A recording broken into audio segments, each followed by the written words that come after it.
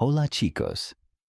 Esta noche nosotros vamos a desentrañar uno de los misterios más fascinantes e extraños de la historia aristocrática europea. Imagínate por un momento caminando por los pasillos silenciosos del Louvre en París, donde las sombras danzan entre retratos centenarios. Tus pasos resuenan suavemente contra el mármol pulido mientras te detienes frente a una pintura que te deja completamente perplejo. El aire mismo parece espeso con el peso de los siglos. Y puedes casi escuchar los susurros de conversaciones largas tiempo olvidadas. Allí, enmarcada en oro embellecido que refleja débilmente la luz artificial del museo, observas a una dama de la nobleza del siglo XVI, envuelta en sedas que parecen fluir como agua congelada y terciopelos que absorben la luz como la noche misma. Pero hay algo profundamente inquietante en la esquina que hace que tu cerebro se detenga por completo. Está durmiendo completamente erguida, sentada en su cama como si fuera un trono celestial, con la espalda recta como una vara de hierro y las manos delicadamente posadas sobre su regazo como pétalos caídos. Esta historia puede resolver misterios que ni siquiera sabías que tenías. Entonces, antes de explorar la historia conmigo, tomaré un momento para ayudarme a suscribirme al canal. Dale me gusta y comparte este video. O quizás, deja un comentario a continuación, pero asegúrate de hackearlo. Cuando realmente te guste lo que te traigo, me encantaría saber dónde y cuándo empezaste a ver este video. Si estás acurrucado en tu cama con auriculares, o tal vez escuchando desde tu sofá favorito mientras la lluvia golpea suavemente tu ventana. Déjame un cumplido que me haga sonreír en la oscuridad de la noche. Algo que me recuerde por qué amo contar estas historias que parecen surgir de los rincones más extraños del tiempo. Ahora, mantengamos las luces lo más suaves posible. Encendemos el ventilador para un sonido suave que ayude a que la historia se sienta más emotiva y emprendamos juntos el viaje de esta noche. Te encuentras parado frente a este retrato desconcertante. Y una pregunta comienza a formar burbujas en tu mente curiosa como champagne en una copa. ¿Por qué diablos una mujer rica dormiría sentada? No es una postura que grite comodidad precisamente. Más bien parece el tipo de posición que adoptarías si estuvieras esperando una audiencia con el Papa o posando para una estatua. Tus ojos recorren los detalles de la pintura con la meticulosidad de un detective victoriano, absorbiendo cada pincelada que el artista dejó como pista para las generaciones futuras. La dama le lleva un camisón de lino fino que parece costar más que el salario anual de un campesino, bordado con hilos que probablemente viajaron desde Chile en caravanas que tardaron meses en cruzar continentes peligrosos. Su cabello está perfectamente peinado incluso en el supuesto descanso. Cada rizo colocado con la precisión de un arquitecto diseñado una catedral. Puedes imaginar a las doncellas trabajando durante horas para lograr esa perfección aparentemente natural, utilizando aceites aromáticos y peines de marfil que costaban fortunas, pero es su postura lo que te hipnotiza como una serpiente encantada, erecta, digna, casi ceremonial, como si el acto mismo de dormir fuera un ritual sagrado que requiere la máxima formalidad y respeto hacia fuerzas invisibles que gobiernan el mundo nocturno. Los pliegues de su vestidura caen en cascadas perfectas. Cada doblez calculado para mantener la modestia incluso en la vulnerabilidad del sueño. Madrid, sus manos, pálidas como porcelana china, descansan con una gracia que sugiere años de entrenamiento en el arte de la elegancia perpetua. Incluso sus párpados cerrados parecen mantener una expresión de serena autoridad, como si estuviera supervisando sus sueños con la misma atención que dedicaría administrar sus propiedades durante las horas de vigilia. Caminas hacia la siguiente sala. Tus pasos amortiguados por alfombras persas que han absorbido los susurros de millones de visitantes. Y te topas con otro retrato similar que te hace detenerte en seco. Esta vez es una duquesa francesa del siglo XV. Su rostro iluminado por la luz dorada que filtra a través del lienzo como miel espesa. Y nuevamente, ahí está esa misma postura enigmática que comienza a sentirse como un código secreto que toda una civilización compartía pero que nosotros hemos perdido completamente. Sentada en una cama que parece más un altar pagano que un lugar de descanso. Rodeada de almohadas de seda que actúan como cojines de un trono real. Cada una bordada con símbolos heráldicos que cuentan historias de conquistas y alianzas matrimoniales. Sus párpados están cerrados en lo que supones es sueño. Pero todo en su composición corporal sugiere vigilancia. Como si incluso en el mundo de los sueños mantuviera la guardia alta contra enemigos invisibles, que podrían atacar su reputación o su honor familiar.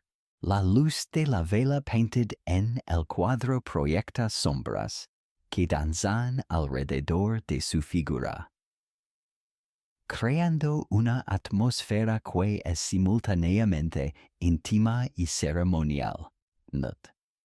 Como si fueras testigo de un rito sagrado que solo los iniciados pueden entender completamente. La curiosidad te consume como una fiebre mientras descubres que no son casos aislados de excentricidad aristocrática. Retrato tras retrato, siglo tras siglo, encuentras esta misma escena repetida como un eco persistente a través del tiempo. Una melodía visual que se transmite de generación en generación sin explicación aparente. Damas de la alta sociedad inglesa, condesas alemanas, princesas italianas, todas durmiendo sentadas, todas manteniendo esa dignidad vertical que desafía toda lógica moderna del descanso y la relajación física. Es como si hubieran descubierto un secreto del sueño que nosotros, simples mortales del siglo XVII acostumbrados a nuestras camas de memory foam, en nuestras almohadas ergonómicas. Hemos perdido completamente en nuestra búsqueda obsesiva por la comodidad de hábitos horizontal. ¿Te imaginas a estas mujeres riéndose suavemente de nosotros desde sus marcos dorados? Encontrando nuestras posturas nocturnas grotescamente informales y físicamente degradantes. Los historiadores aún discuten si estas pinturas representaban la realidad nocturna de estas mujeres o simplemente un ideal artístico destinado a proyectar ciertos valores morales y sociales. Pero las evidencias documentales y los inventarios de dormitorios aristocráticos apuntan hacia algo mucho más fascinante y complejo que una simple convención pictórica. ¿Te das cuenta de que estás ante las pistas visuales de una práctica que definió la intimidad aristocrática durante siglos? Una tradición tan arraigada en la cultura de la élite que se convirtió en la norma absoluta para cualquier mujer que se respetara a sí misma y a su linaje familiar. Mientras observas estos retratos, puedes casi sentir el peso de los corsés que aprisionaban estos cuerpos como armaduras de seda y balenas de balena, el susurro de las sedas contra la piel perfumada con aceites de rosa y lavanda, y el silencio opresivo de los dormitorios palaciegos, donde el sueño mismo se había convertido en un acto político cargado de significados que trascendían la simple necesidad biológica de descanso. Estas mujeres no simplemente dormían como nosotros. Nos desplomamos exhaustos al final del día. Performaban el acto de dormir, convirtiendo sus horas más vulnerables en una declaración de estatus. Poder y pureza que trascendía la inconsciencia y se extendía hacia los reinos de la representación social y el control político. Cada noche era una oportunidad de afirmar su posición en la jerarquía social. Incluso cuando sus mentes viajaban por los paisajes misteriosos de los sueños. La ironía es deliciosa cuando te das cuenta de que mientras nosotros nos tiramos horizontalmente en nuestras camas como si fuéramos troncos cayendo después de ser talados por el cansancio del día. Estas aristócratas habían elevado el dormir a un arte refinado que requería años de entrenamiento físico y una resistencia que haría llorar a un marine moderno acostumbrado a dormir en cualquier superficie disponible. ¿Te imaginas a una de estas damas despertando después de 8 horas sentada y preguntándote cómo diablos no se desplomaba como un flan al día siguiente? Sus músculos de la espalda probablemente desarrollados como los de una bailarina de ballet clásico. El misterio se profundiza cuando consideras que esta no era una moda pasajera de temporada o una excentricidad de unas pocas nobles excéntricas con demasiado tiempo libre, sino un fenómeno cultural que abarcó países enteros y persistió durante generaciones, pasando de madres a hijas como un legado sagrado de feminidad aristocrática que definía la diferencia entre las clases altas y las masas incultas. El fenómeno del sueño vertical no surgió de la nada como una moda caprichosa de damas aburridas, con demasiados sirvientes y tiempo libre para inventar extravagancias. te encuentras ahora transportado mentalmente a los castillos medievales del siglo I, donde los cimientos de esta extraña tradición comenzaron a solidificarse como cemento fresco bajo la presión de circunstancias que hoy nos parecerían absolutamente surrealistas y casi cómicas en su complejidad.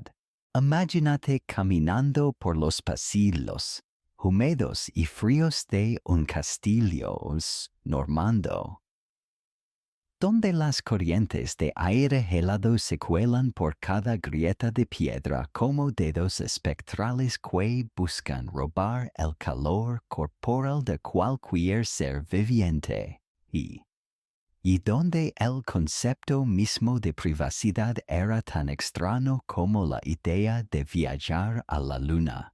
En estos primeros días del sueño aristocrático estructurado, las camas no eran los santuarios de comodidad molida que conocemos hoy, sino estructuras monumentales que servían múltiples propósitos simultáneamente como centros de comando militar, altares domésticos y escenarios teatrales. Piensa en ellas como teatros en miniatura donde cada noche se representaba un drama silencioso de poder, estatus y supervivencia social, con audiencias invisibles que incluían desde espías enemigos hasta almas de antepasados que supuestamente vigilaban desde más allá de la tumba.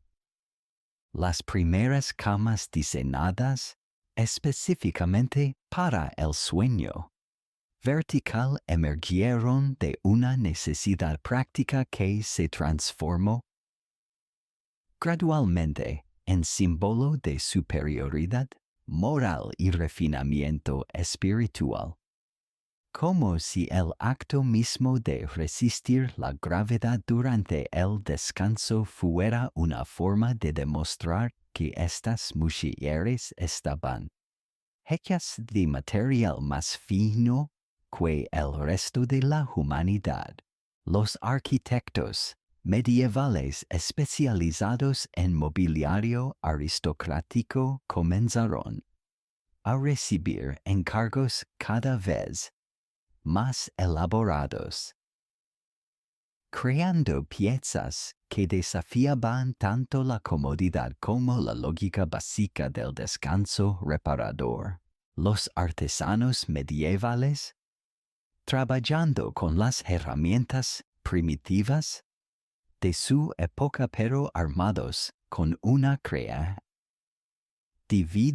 que habría impresionado a los diseñadores modernos más vanguardistas, comenzaron a crear muebles que desafiaban la lógica del descanso horizontal con la audacia de arquitectos construyendo catedrales.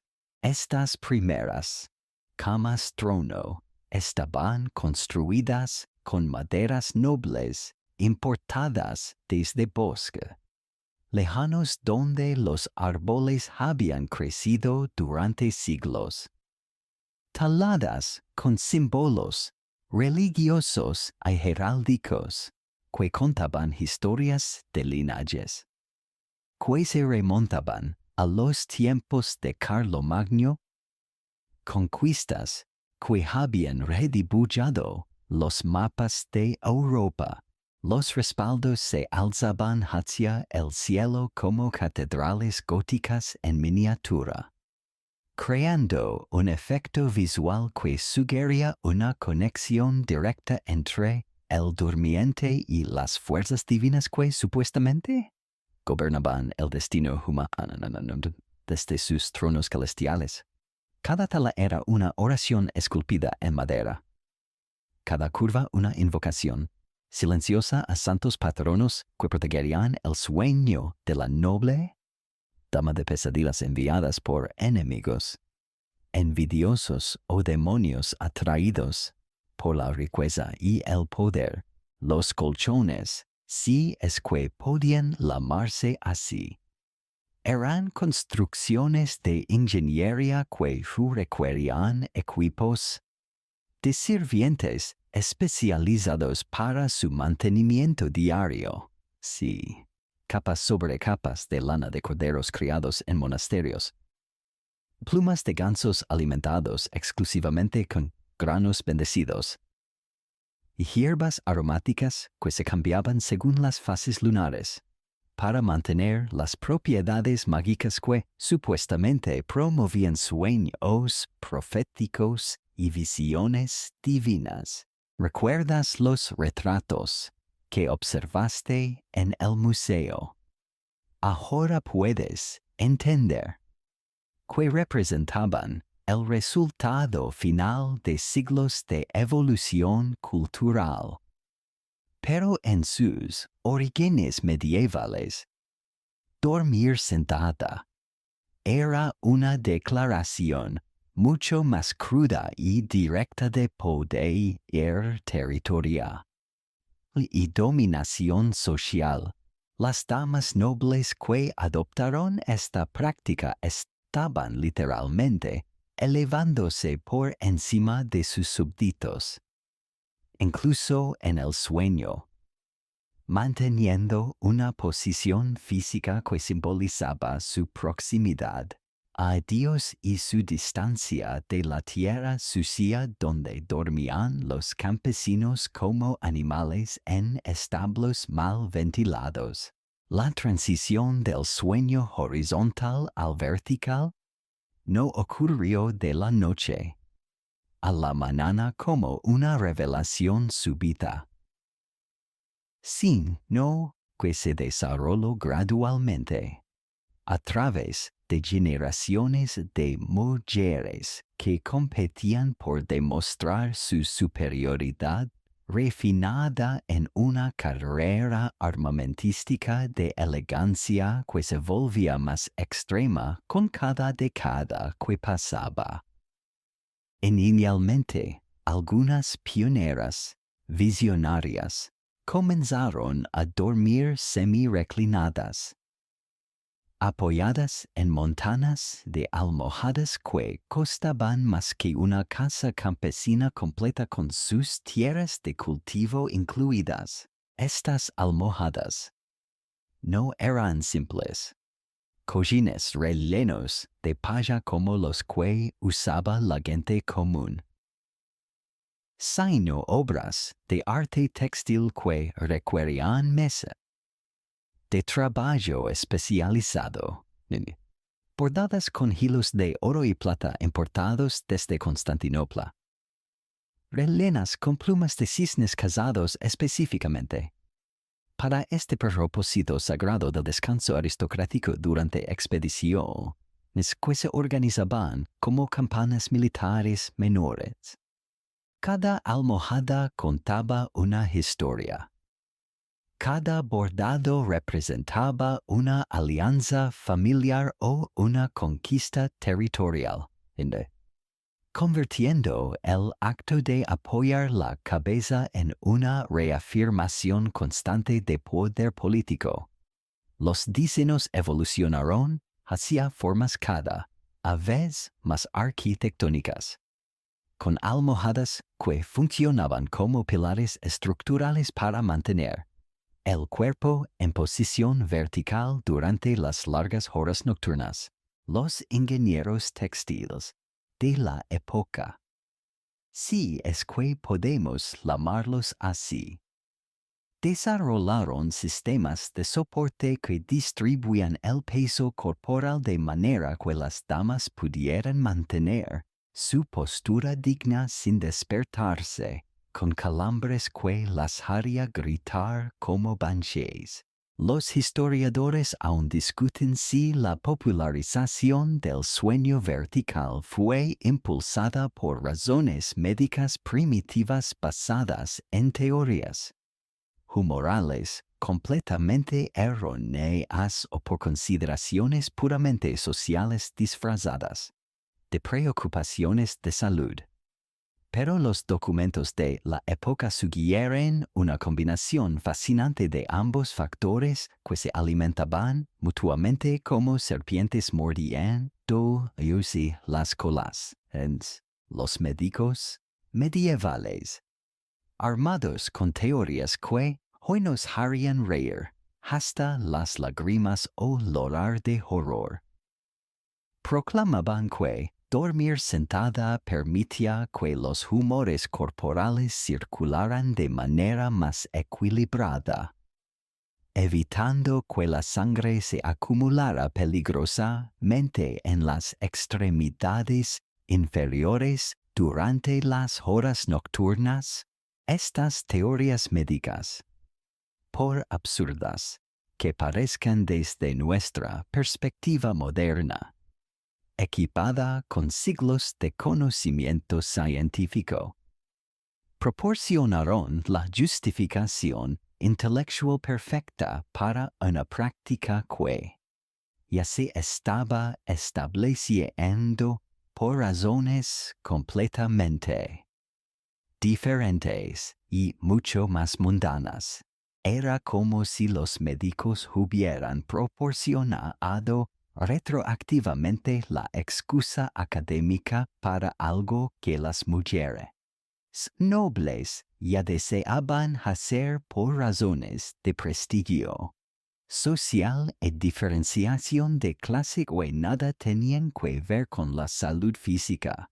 La verdadera revolución social ocurrió cuando las primeras duquesas francesas, siempre pioneras en asuntos de etiqueta y protocolo cortesano, comenzaron a recibir visitantes mientras mantenían su postura nocturna, convirtiendo sus dormitorios en salones de poder donde se conducían negociaciones diplomáticas de la mayor importancia y se tejían alianzas matrimoniales que determinarían el futuro de años enteros.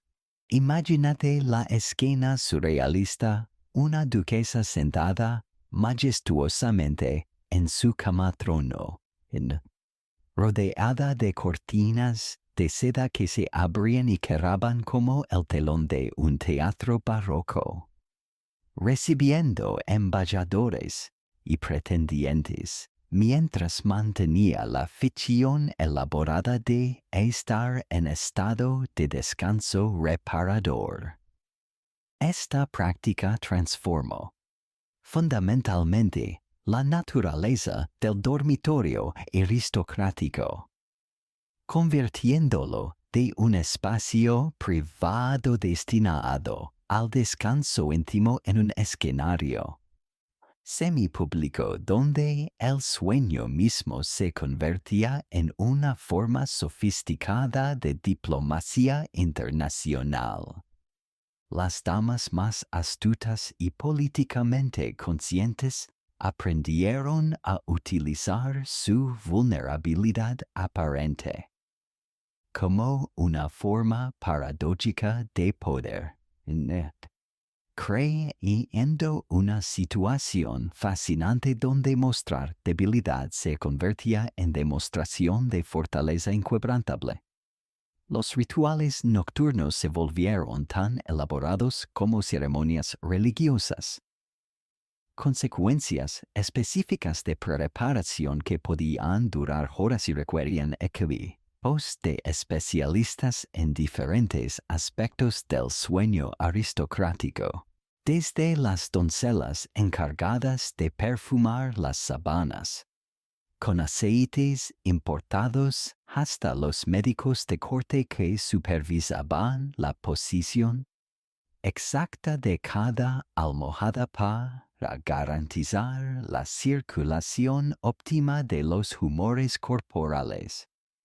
El simple acto de ir a dormir se había convertido en una producción teatral de complejidad operística.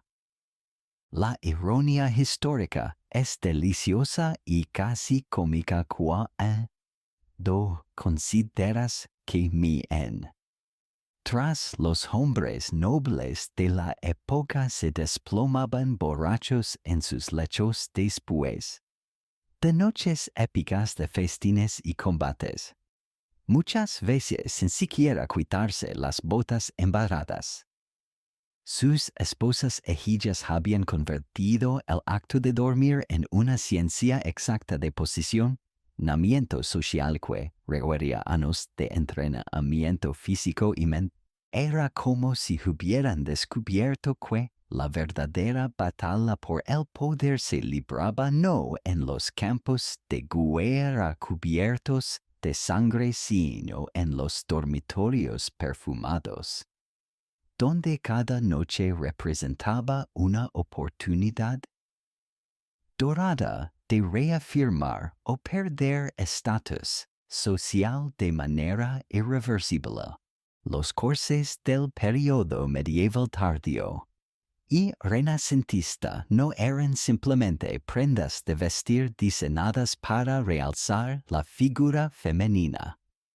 Eran instrumentos de tortura legalizados que transformaban el cuerpo humano en una arquitectura artificial que desafiaba la anatomía básica con la crueldad sistemática de un experimento científico perverso. Te encuentras ahora contemplando los arsenales de balenías de balena, varillas de acero forjado a mano, y cordones de seda que se apretaban hasta convertir la respiración en un acto heroico de supervivencia que requería la determinación de un soldado resistiendo tortura enemiga. Imagínate despertando cada mañana sabiendo que tu día comenzará con el ritual de ser literalmente construida como un edificio. Capa por capa, hueso por hueso artificial, hasta que tu torso se convierte en una jaula que apreció a no solo tu carne sino tu capacidad misma de existir cómodamente en el mundo físico. Las damas de la aristocracia europea habían aceptado voluntariamente convertirse en esculturas vivientes, sacrificando la comodidad corporal básica en el altar de la perfección estética y la conformidad social que definía su valor como seres humanos dignos de respeto. Los corsés más elaborados de la época eran obras maestras de ingeniería que requerían equipos de artesanos especializados, trabajando durante semanas para crear una sola pieza, las balenas de balena, importadas desde los océanos árticos a costos astronómicos.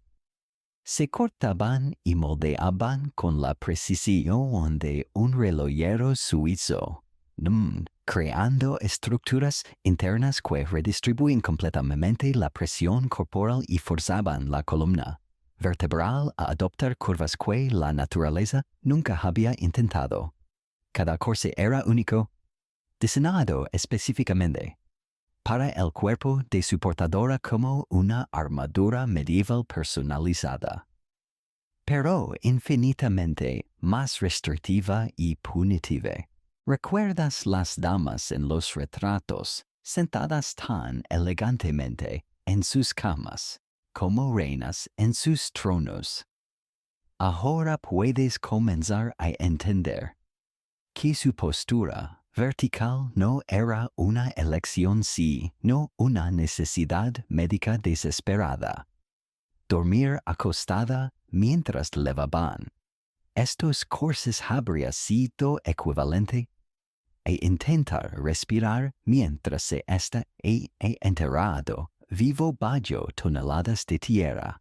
La presión ejercida por las balenas de balena sobre las costillas, ya comprimidas al máximo durante las horas de vigilia, Se volvía literalmente mortal cuando el cuerpo se colocaba en posición horizontal y la gravedad añadía su peso cruel a la ecuación de sufrimiento.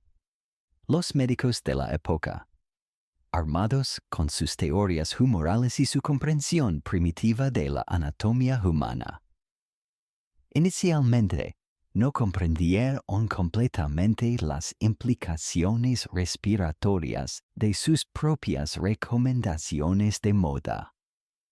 Muchos casos documentados de damas nobles que morían misteriosamente durante la noche fueron atribuidos a vapores malignos o influencias lunares negativas,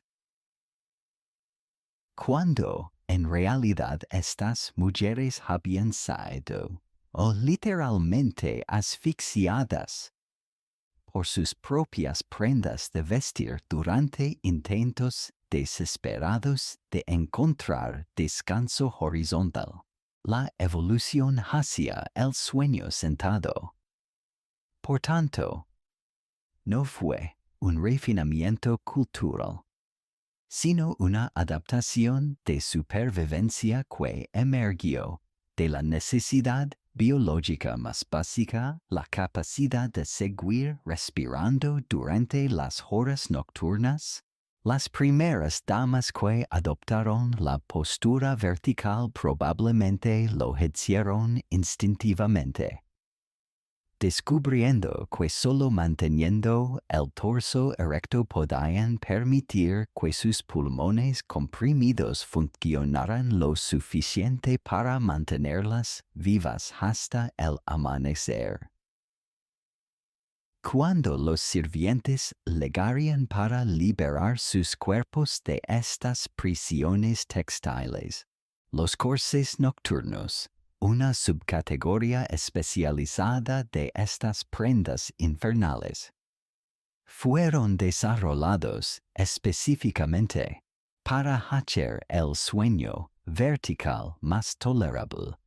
Estos modelos de descanso eran marginalmente menos restrictivos que sus contrapartes diurnas, pero aún mantenían la forma corporal artificial que se consideraba esencial para preservar la figura aristocrática incluso durante las horas de inconsciencia. Era como si las mujeres nobles hubieran perdido el derecho básico de relajar sus cuerpos, condenadas a mantener su perfección estética las 24 horas del día como estatuas vivientes en un museo de sufrimiento elegante. Los historiadores aún discuten si las mujeres de la época eran completamente conscientes del daño físico que se infligían a sí mismas. Pero las cartas privadas y diarios personales que han sobrevivido pintan un cuadro desgarrador de sufrimiento silencioso aceptado como precio necesario o de la feminidad refinada. Descripciones de desmayos frecuentes, dificultades respiratorias crónicas y dolores de espalda que duraban días enteros se mezclan con aceptación estoica de estos síntomas como parte natural de la experiencia femenina aristocrática. La ironía médica más cruel era que muchos de los problemas de salud que afligían a estas mujeres fueron atribuidos a su supuesta constitución delicada y sensible, cuando en realidad eran el resultado directo de años de compresión artificial de órganos vitales. Los médicos prescribían reposo en cama y remedios herbales para tratar síntomas que ellos mismos habían ayudado a crear a través de sus endorsos entusiastas de la moda corsé, como beneficial para la salud femenina y la postura moral. Los efectos a largo plazo del uso constante de corsés eran devastadores y permanentes. Las costillas se deformaban gradualmente, adoptando formas que seguían las líneas de las balenas de balena, como si el cuerpo hubiera sido moldeado por un escultor de mente. Los órganos internos se desplazaban de sus posiciones naturales, creando complicaciones digestivas y reproductivas que se transmitían de generación en generación como una maldición familiar que nadie comprendía completamente. Puedes imaginar el alivio relativo que representaba la posición sentada para estas mujeres torturadas, al menos con el torso vertical. La gravedad trabajaba a favor de sus pulmones, comprimidos en lugar de en su contra, permitiendo respiraciones superficiales que eran suficientes para mantener la conciencia. Era una existencia que oscilaba constantemente al borde de la asfixia, donde cada inhalación era un pequeño triunfo contra las fuerzas que conspiraban para convertir el simple acto de vivir en una hazana de resistencia física. Las variaciones regionales en el diseño de corses crearon diferentes grados de sufrimiento y diferentes adaptaciones de sueño. Los corsés españoles, influenciados por la rigidez de la etiqueta de los Habsburgo, eran notoriamente más restrictivos que sus contrapartes francesas, lo que resultó en tradiciones de sueño vertical más extremas en la península ibérica. Las damas españolas desarrollaron técnicas de respiración casi yogúicas, que les permitían sobrevivir con cantidades mínimas de oxígeno, convirtiéndose en maestras involuntarias de la conservación respiratoria.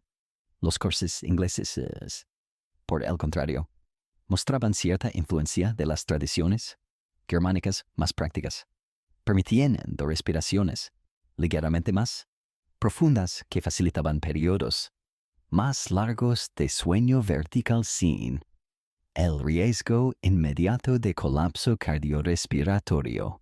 Esta diferencia regional en el diseño textil se tradujo en variaciones culturales en los rituales nocturnos y las posturas de descanso que persistieron durante generaciones. La tragedia más profunda era que muchas de estas mujeres nunca experimentaron la sensación básica de respirar libremente.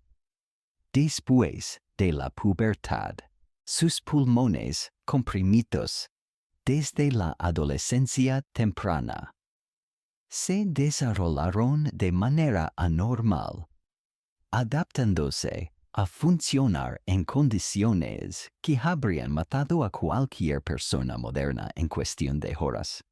Era como si toda una clase social hubiera voluntariamente aceptado vivir en una altitud artificial, donde el oxígeno era eternamente escaso y cada respiración requería esfuerzo consciente pero quizás lo más perturbador era la naturalización completa de este sufrimiento. Las generaciones de mujeres que crecieron en corsés no conocían otra realidad física, aceptando las limitaciones respiratorias y la necesidad del sueño vertical como aspectos normales de la experiencia femenina, tan naturales como la menstruación o el parto. Habían perdido incluso la capacidad de imaginar una existencia donde sus cuerpos pudieran moverse y respirar libremente. Los médicos de los siglos XVI y XVI, armados con diplomas de universidades prestigiosas pero equipados con conocimientos que hoy consideraríamos más cercanos a la brujería que a la ciencia moderna. Se convirtieron en los arquitectos intelectuales de una de las campanas de desinformación médica más exitosas y duraderas de la historia humana. Te encuentras ahora en los pasillos polvorientos de la universidad de Padua o caminando entre los manuscritos iluminados de la Sorbona, donde estos hombres eruditos construían teorías elaboradas que justificarían siglos de sufrimiento femenino con la autoridad incuestionable de la sabiduría académica oficial. Imagínate sentado en un aula medieval, observando a un profesor de medicina con barba gris y toga negra explicando con absoluta certeza científica por qué las damas nobles deben dormir sentadas para preservar su salud delicada y su pureza moral. Sus gestos son teatrales, sus argumentos suenan convincentes, y su autoridad académica es incuestionable.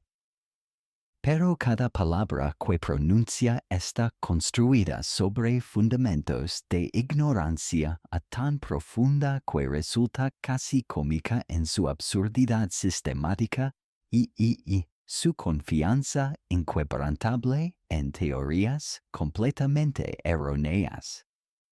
Los tratados médicos de la época, copiados a mano por escribas especializados y distribuidos entre los médicos de corte más respetados de Europa, contenían capítulos enteros dedicados los beneficios terapéuticos del sueño vertical femenino, que leídos hoy parecen guiones de comedia negra escritos por un sadista con educación universitaria.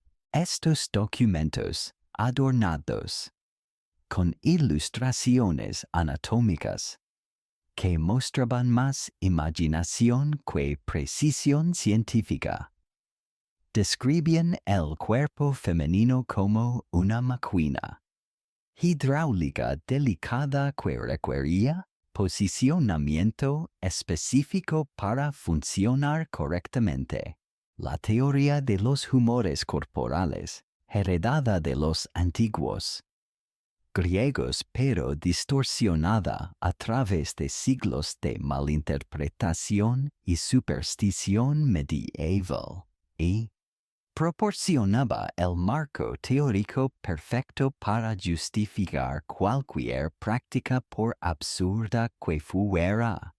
Según estos sabios de bata, la posición horizontal permitía que la sangre, la bilis, la flema y la melancolía se mezclaran de manera peligrosa en el torso femenino, creando desequilibrio que podían resultar en histeria, vapores malignos, o peor aún, pensamientos impuros que contaminarían el alma femenina con deseos pecaminosos. ¿Recuerdas a las damas en sus camas trono, manteniendo esa postura digna incluso en el sueño?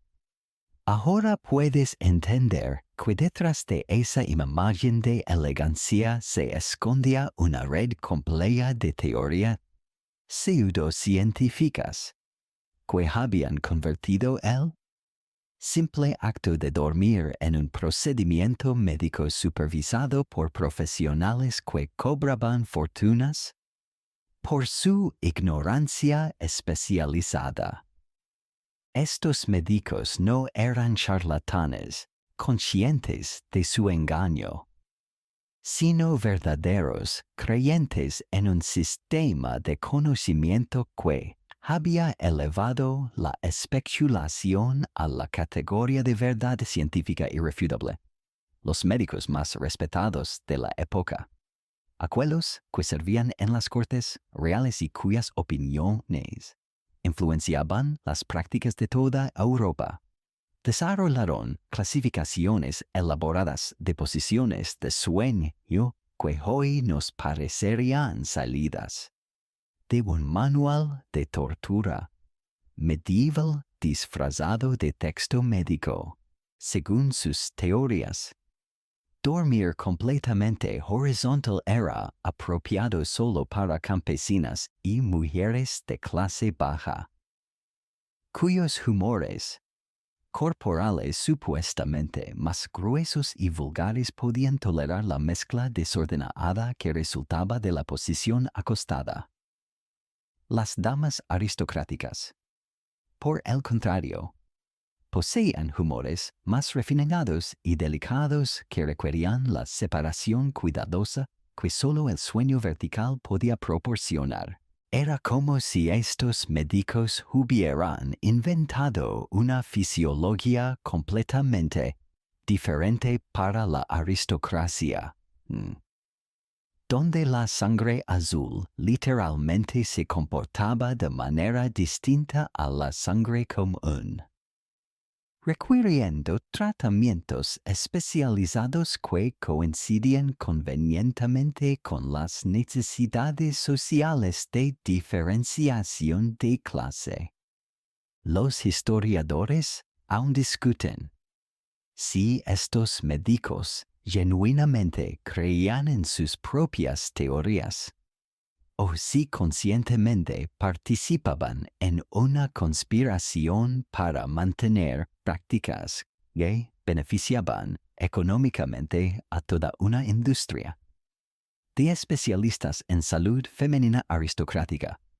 Pero la evidencia sugiere una mezcla compleja de sinceridad intelectual y oportunismo profesional que caracterizaba a la medicina pre-moderna en general. Los tratamientos complementarios al sueño vertical incluían una farmacología de hierbas y pociones que habría impresionado a cualquier boticario medieval por su creatividad y su completa desconexión de la realidad fisiológica. Tinturas de valeriana mezcladas con polvo de perlas molidas para calmar los nervios femeninos. Infusiones de pétalos de rosa para purificar la sangre aristocrática. Y vaporizaciones de incienso para crear atmósferas que favorecieran el sueño vertical sin contaminar los humores delicados con influencias terrestres vulgares. La ironía médica más profunda era que muchos de los síntomas que estos doctores trataban como condiciones naturales de la feminidad aristocrática eran en realidad efectos secundarios directos de las prácticas que ellos mismos prescribían. Los desmayos frecuentes, las palpitaciones cardíacas y las dificultades respiratorias que experimentaban las damas nobles eran interpretados como evidencia de su constitución refinada y sensible, cuando en realidad eran señales de alerta de cuerpos sometidos a estrés físico constante por posiciones de sueño antinaturales y corses restrictivos.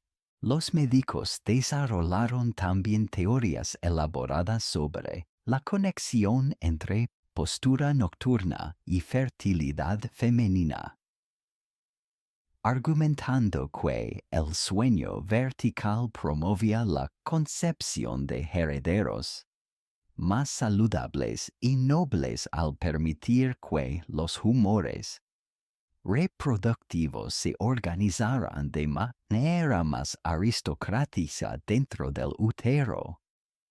estas teorías, por ridículas que sueñen desde nuestra perspectiva moderna, proporcionaban motivación adicional para que las familias nobles insistieran en el sueño vertical como inversión en la calidad de las futuras generaciones. Los tratados médicos más avanzados incluyen diagramas detallados que mostraban cómo los diferentes órganos femeninos supuestamente se beneficiaban del sueño vertical, con ilustraciones anatómicas que combinaban observación rudimentaria con una imaginación pura para crear representaciones del cuerpo humano, que habrían sido más apropiadas para un bestiario medieval que para un texto científico. El corazón femenino, según estos diagramas, funcionaba como una bomba más eficiente cuando se mantenía elevado, mientras que los pulmones delicados de las damas aristocráticas requerían la expansión vertical para procesar el aire refinado de los dormitorios palaciegos. Los costos de estos tratamientos médicos especializados eran astronómicos, creando toda una economía paralela de profesionales de la salud que dependían económicamente del mantenimiento de prácticas que generarían pacientes permanentes.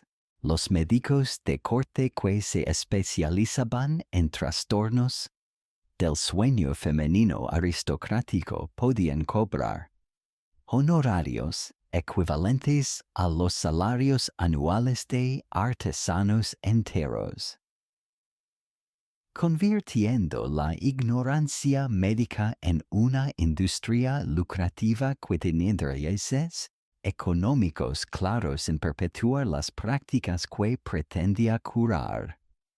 Pero quizás el aspecto más perverso de esta medicina charlatana era cómo creaba ciclos de dependencia, donde las pacientes se volvían adictas a tratamientos que empeoraban gradualmente su salud mientras proporcionaban alivio temporal de síntomas que los mismos tratamientos habían causado. Era un sistema perfecto de autoperpetuación que mantenía a las mujeres aristocráticas en estado de invalidez crónica mientras las convencía de que dependían de intervención médica constante para sobrevivir. Los médicos más astutos desarrollaron también terapias de grupo donde las damas nobles se reunían en salones especializados para practicar técnicas de sueño vertical bajo supervisión profesional, creando comunidades de sufrimiento compartido que normalizaban la experiencia, proporcionaban apoyo social para prácticas que de otra manera habrían sido abandonadas por su obviosa irracionalidad y daño físico evidente. Las camas especializadas para el sueño vertical representaron el pináculo de la artesanía europea en mobiliario. Transformando el concepto mismo de lo que constituía un lugar de descanso desde simples estructuras horizontales hasta monumentos arquitectónicos que competían en grandeza y complejidad con las catedrales góticas de la época. Te encuentras ahora en los talleres secretos de los maestros ebanistas de Florencia, París y Viena, donde generaciones de artesanos especializados dedicaban años enteros de sus vidas a crear una sola pieza de mobiliario que funcionaría como trono, altar, Teatro y prisión elegante simultáneamente. Imagínate caminando por estos taleres llenos del aroma penetrante de maderas exóticas importadas desde continentes lejanos, donde el sonido rítmico de cinceles trabajando sobre superficies que costarían fortunas se mezcla con las discusiones técnicas de ingenieros especializados en ergonomía aristocrática. Estos artesanos no eran simples carpinteros, sino arquitectos en miniatura, matemáticos de la comodidad, escultores de sueños que trabajaban con la precisión de relojeros suizos para crear máquinas de dormir que desafiaban las leyes básicas de la física corporal y la lógica del descanso reparador. Los diseños más elaborados requerían equipos multidisciplinarios que incluían no solo ebanistas, maestros sino también ingenieros hidráulicos para sistemas de ventilación ocultos, joyeros para los herrajes de metales preciosos y textileros especializados en crear superficies que proporcionaran soporte estructural, mientras mantenían la apariencia de lujo suntuoso que caracterizaba todos los aspectos de la vida aristocrática europea. Cada cama era un proyecto de años que costaba más que palacios menores y requería mantenimiento constante por equipos de técnicos especializados.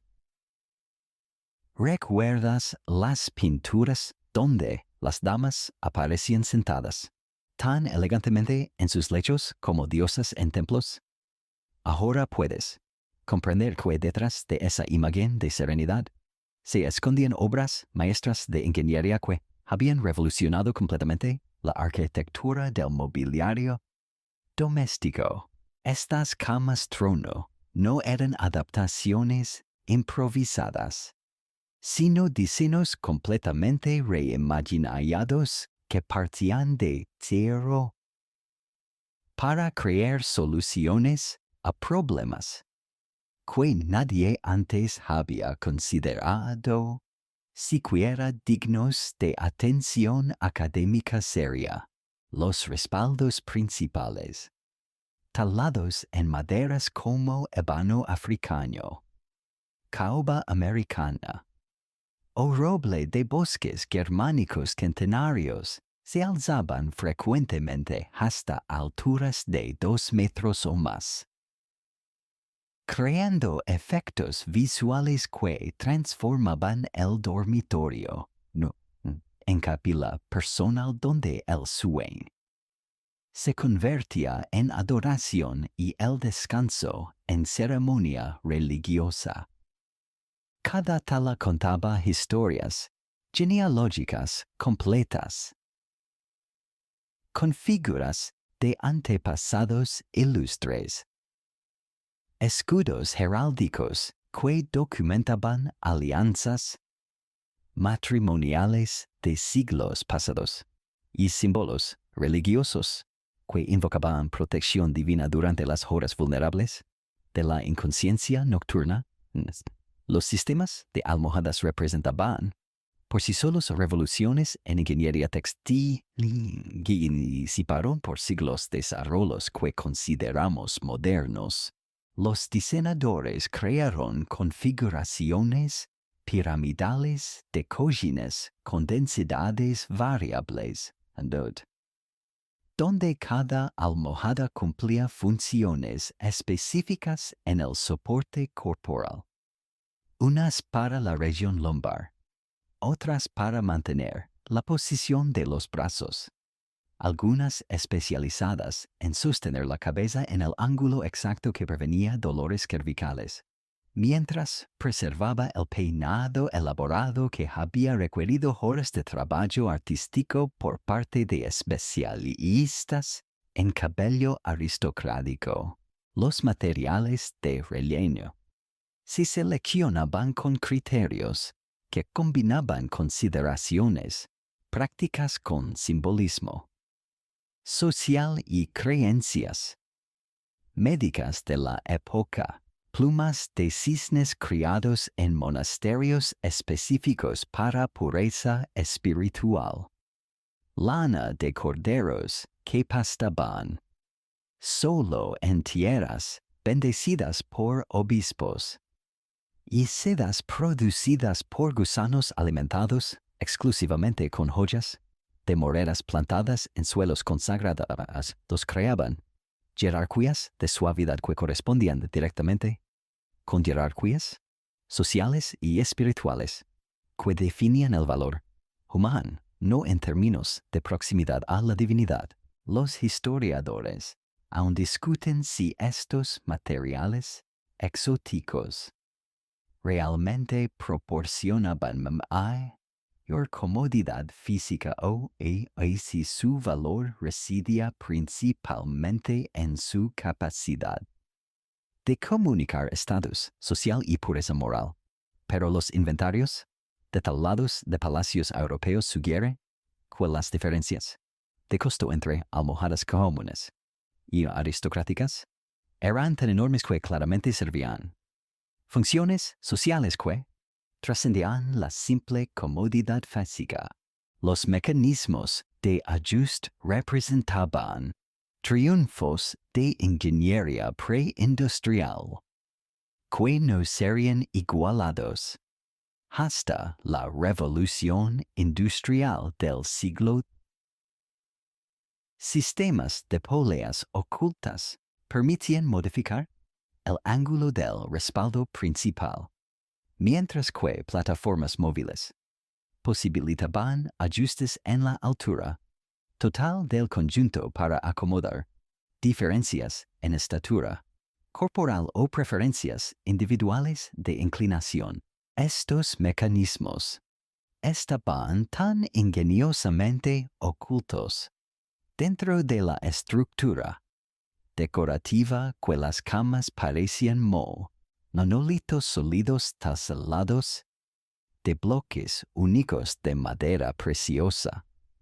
Los compartimientos secretos, características estándar en las camas aristocráticas más sofisticadas, servían múltiples propósitos que iban desde almacenamiento de joyas y documentos importantes hasta ocultamiento de armas de defensa personal y correspondencia diplomática sensible. Algunos diseños incluían sistemas de comunicación ocultos que conectaban el dormitorio con habitaciones de guardias o con capilas privadas, donde sacerdotes permanecían en vigilia durante las horas nocturnas para proporcionar intercesión espiritual constante.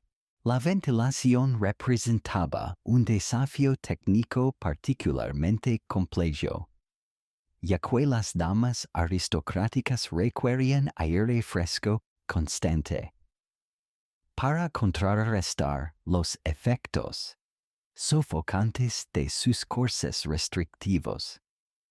Pero este aire debía ser filtrado y perfumado para evitar contaminación con olores vulgares que podrían comprometer su pureza aristocrática. Los ingenieros desarrollaron sistemas de conductos ocultos que conectaban con jardines privados donde hierbas aromáticas específicas proporcionaban fragancias terapéuticas que supuestamente promovían sueños proféticos y visiones divinas. Los textiles empleados en estas camas representaban el pináculo de las artes decorativas europeas. con bordados que requerían años de trabajo por parte de equipos especializados de artesanas que frecuentemente perdían la vista por la precisión microscópica requerida para crear patrones. Que narraban historias épicas completas en hilos de oro y plata.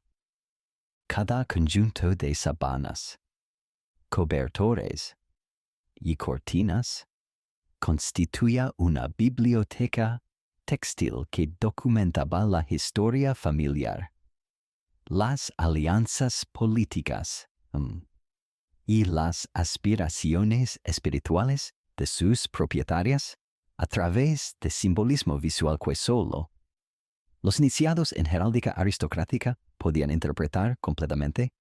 Los colores seguían códigos estrictos que comunicaban información específica sobre el estatus marital, la pureza moral y las afiliaciones políticas de la durmiente. El azul virginal para doncellas aristocráticas, el púrpura imperial para reinas y princesas, el oro celestial para viudas de alta alcurnia. Y combinaciones específicas que indicaban disponibilidad matrimonial o luto oficial creaban un lenguaje visual tan complejo como los idiomas hablados de la época. Los sistemas de iluminación nocturna requerían soluciones que proporcionaran seguridad, sin comprometer la atmósfera sagrada del sueño aristocrático. Candelabros diseñados específicamente para proyectar luz indirecta.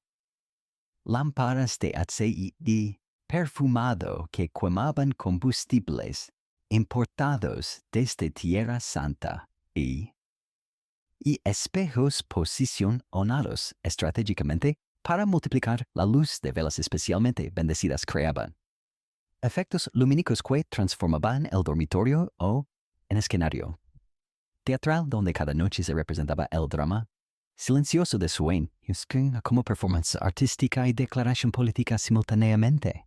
Pero quizás el aspecto más fascinante de estas camas monumentales era cómo funcionaban como máquinas de tiempo personales, preservando tradiciones familiares y prácticas culturales a través de generaciones de mujeres que heredaban no solo los muebles, sino también las técnicas corporales y los rituales nocturnos que los acompañaban, como conocimiento sagrado transmitido de madres a hijas en ceremonias privadas de iniciación aristocrática. El lenguaje secreto de las posturas nocturnas se desarrolló durante siglos, hasta convertirse en un sistema de comunicación tan sofisticado y nuanciado como los idiomas diplomáticos que se hablaban en las cortes europeas, donde cada inclinación del cuerpo, cada posición de las manos y cada ángulo de la cabeza durante el sueño transmitía mensajes específicos sobre disponibilidad matrimonial, pureza moral, alianzas políticas y aspiraciones sociales que podían ser interpretados por observadores entrenados con la precisión de criptógrafos descifrando códigos militares secretos. Te encuentras ahora en los salones privados de Versalles, donde las damas de la corte se reunían en círculos íntimos para estudiar manuales ilustrados que documentaban cada variación posible de la postura vertical, nocturna y sus significados sociales correspondientes. Imagínate observando estas sesiones de estudio como si fueran clases universitarias dedicadas a una ciencia oculta, donde profesoras especializadas en etiqueta aristocrática enseñaban a jóvenes nobles cómo sus cuerpos dormidos funcionarían como libros abiertos para cualquier persona, con conocimiento suficiente para leer los mensajes codificados en cada posición. Las estudiantes tomaban notas meticulosas sobre ángulos precisos de inclinación, posiciones específicas de las extremidades y configuraciones exactas de almohadas que comunicarían intenciones matrimoniales, lealtades familiares o disponibilidad para negociaciones diplomáticas sin pronunciar una sola palabra. Los códigos más básicos comenzaban con la inclinación del torso, donde cada grado de desviación de la verticalidad perfecta transmitía información específica sobre el estatus social y las intenciones de la durmiente. Una inclinación de exactamente 15 grados hacia la derecha indicaba disponibilidad para considerar propuestas matrimoniales de familias aliadas, mientras que la misma inclinación hacia la izquierda comunicaba lealtad inquebrantable a compromisos existentes y rechazo categórico de nuevas alianzas que pudieran comprometer acuerdos previos establecidos por generaciones anteriores de la familia. ¿Recuerdas las pinturas donde cada dama parecía haber sido posicionada por un escultor maestro? Ahora puedes entender que esas posturas, aparentemente naturales, eran en realidad declaraciones políticas cuidadosamente calculadas, mensajes diplomáticos silenciosos dirigidos a audiencias específicas que incluyan desde pretendientes potenciales hasta rivales políticos, que podrían interpretar cualquier desviación de los códigos establecidos como oportunidad para avanzar sus propios intereses en el complejo juego de poder que definía la vida aristocrática europea. Las posiciones de las manos constituían un subsistema particularmente elaborado dentro de este lenguaje corporal nocturno, donde cada configuración de dedos y cada posición de las palmas comunicaba matices emocionales y políticos que requerían años de estudio para dominar completamente. Manos entrelazadas sobre el regazo señalizaban armonía matrimonial y satisfacción con alianzas existentes, mientras que manos separadas con palmas hacia arriba indicaban apertura a nuevas negociaciones y disposición a considerar propuestas que pudieran beneficiar los intereses familiares a largo plazo. Los sistemas de codificación más sofisticados involucraban combinaciones complejas de múltiples elementos corporales que creaban mensajes en capas, donde el significado completo solo podía ser descifrado por observadores que dominaran todos los aspectos del lenguaje nocturno aristocrático. Una dama que durmiera con inclinación moderada hacia la derecha, manos entrelazadas y cabeza ligeramente inclinada hacia abajo comunicaba disponibilidad matrimonial condicionada a la aprobación familiar y la preservación de ciertos privilegios hereditarios que no podían ser comprometidos bajo ninguna circunstancia. Los historiadores aún discuten si estas interpretaciones eran universalmente comprendidas o si existían variaciones regionales que creaban posibilidades de malentendidos diplomáticos con consecuencias políticas significativas. Pero los documentos de archivo sugieren que embajadores y negociadores matrimoniales recibían entrenamiento específico en lectura de posturas nocturnas antes de ser enviados a cortes extranjeras, donde errores de interpretación podrían resultar en crisis internacionales o rupturas de alianzas que habían tomado décadas en establecerse.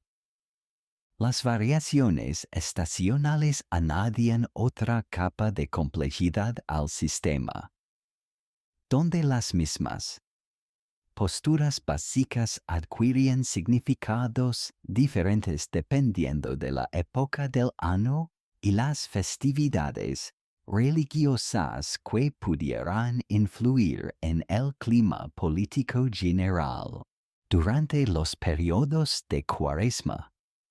Por ejemplo, ciertas inclinaciones que normalmente indicarían disponibilidad matrimonial se reinterpretaban como signos de penitencia espiritual y retiro temporal de consideraciones mundanas, mientras que las mismas posturas durante las celebraciones navideñas comunicaban renovación de compromisos familiares y apertura a bendiciones divinas para nuevas alianzas.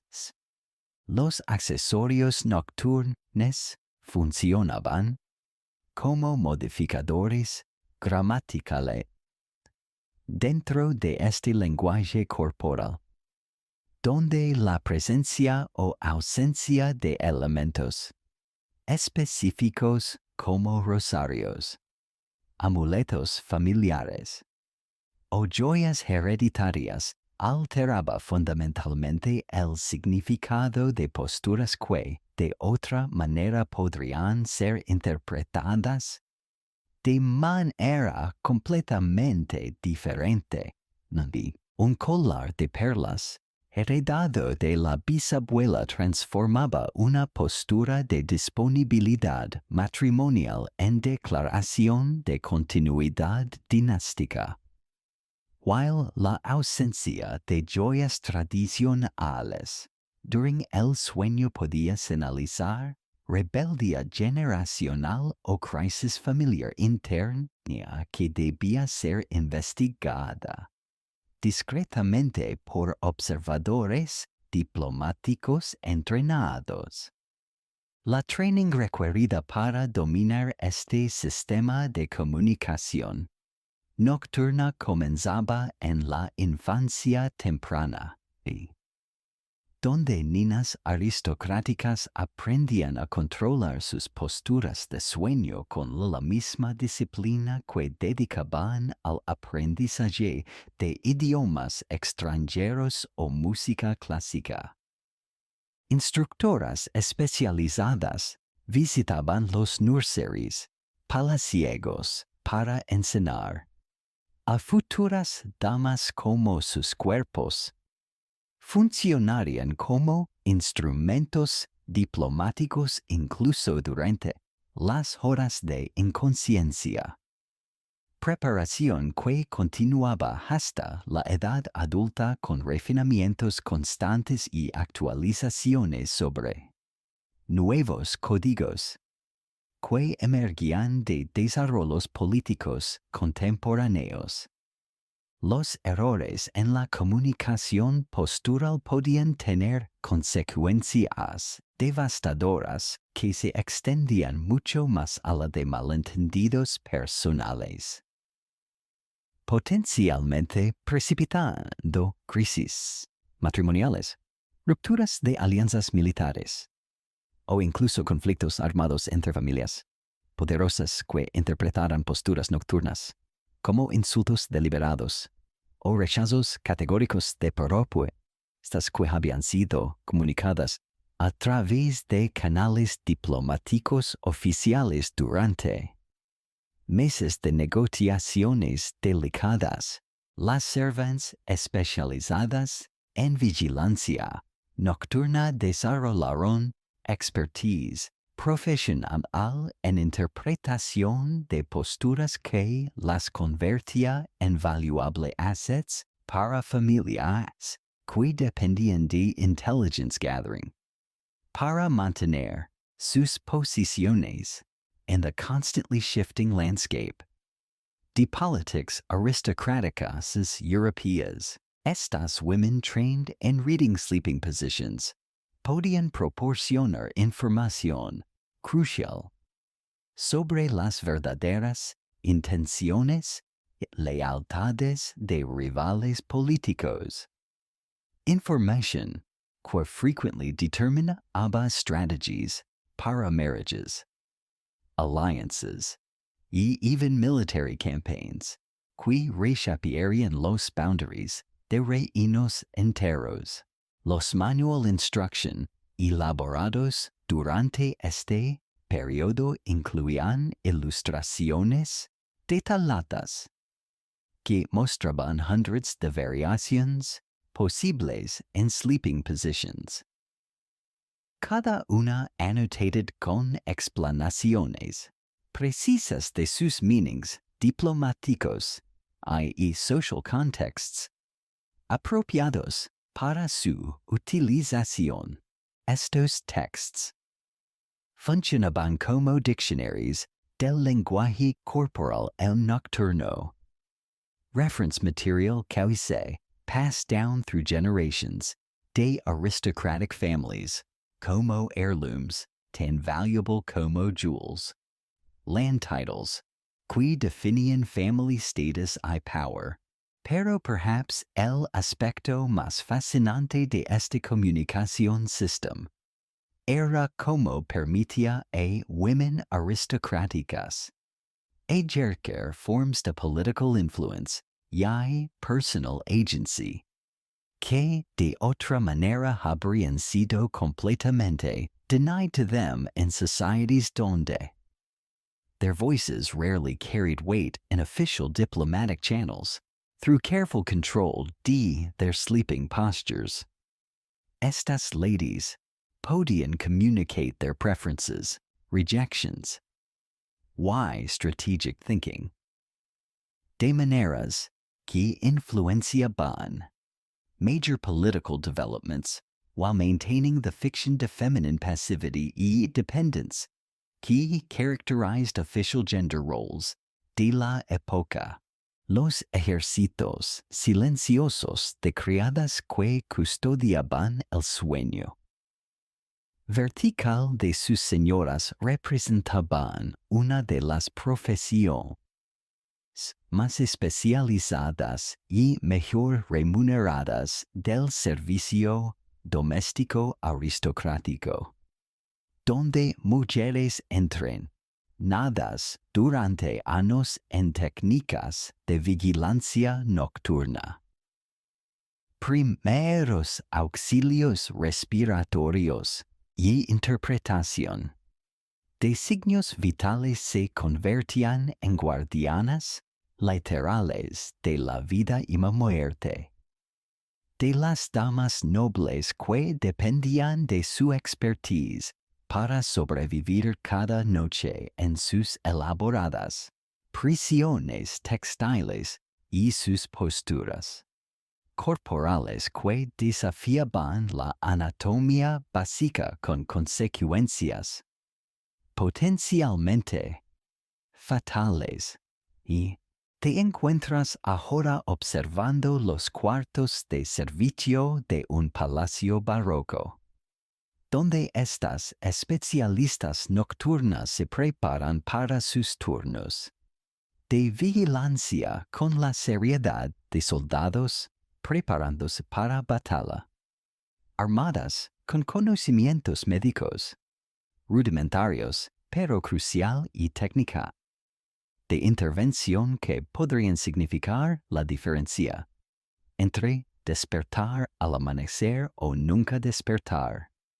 Imagínate contemplando estos rituales de preparación como si observaras cirujanos preparándose para operaciones delicadas, donde cada criada revisa meticulosamente su equipo de emergencia.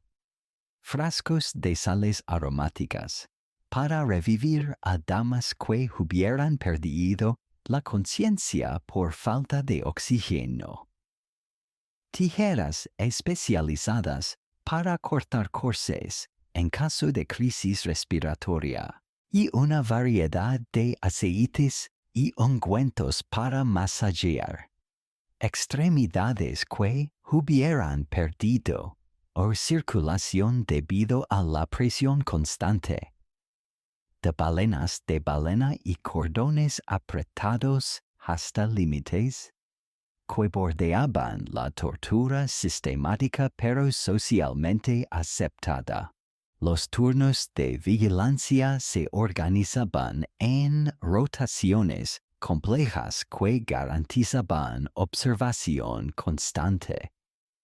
Durante las 8 horas nocturnas típicas, con equipos de 3 a 5 criadas especializadas por cada dama aristocrática, dependiendo de su rango social y la complejidad médica de su situación particular. Las criadas principales, veteranas con décadas de experiencia en emergencias nocturnas, supervisaban a asistentes más jóvenes mientras mantenían vigilia directa sobre signos vitales que podían deteriorarse sin advertencia cuando cuerpos sometidos a estrés físico extremo finalmente sucumbían a la fatiga y la falta de oxígeno, que caracterizaba el sueño vertical en corsés restrictivos. ¿Recuerdas las imágenes serenas de damas durmiendo elegantemente en sus camas trono? Ahora puedes visualizar las escenas que no aparecían en esas pinturas idealizadas. Habitaciones llenas de mujeres trabajadoras que permanecían despiertas toda la noche, observando cada respiración, monitoreando cada cambio en coloración facial y preparadas para intervenir instantáneamente cuando los cuerpos aristocráticos comenzaban a mostrar señales de que los límites de resistencia humana estaban siendo superados por demandas físicas que ningún organismo había sido diseñado para tolerar durante periodos prolongados.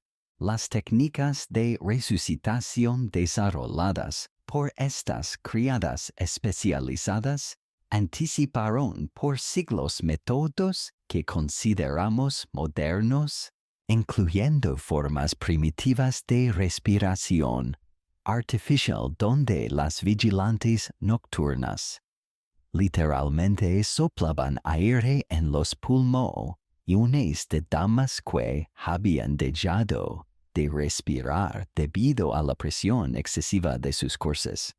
Durante episodios de sueño profundo que relajaban los músculos respiratorios hasta puntos críticos donde la supervivencia dependía de intervención externa inmediata y expertise, técnico que había sido desarrollado a través de generaciones de ensayo y error trágico.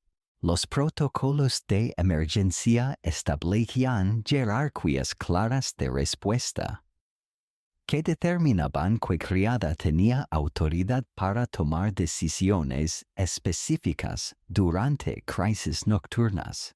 Desde la administración de estimulantes herbales hasta la autorización para cortar corsés. En situaciones donde la preservación de la vida requería sacrificar prendas que podían costar más que salarios anuales de familias enteras, pero cuya destrucción era preferible a explicar a los señores del palacio por que sus esposas o hijas habían muerto durante la noche por causas que todos comprendían pero nadie discutía abiertamente.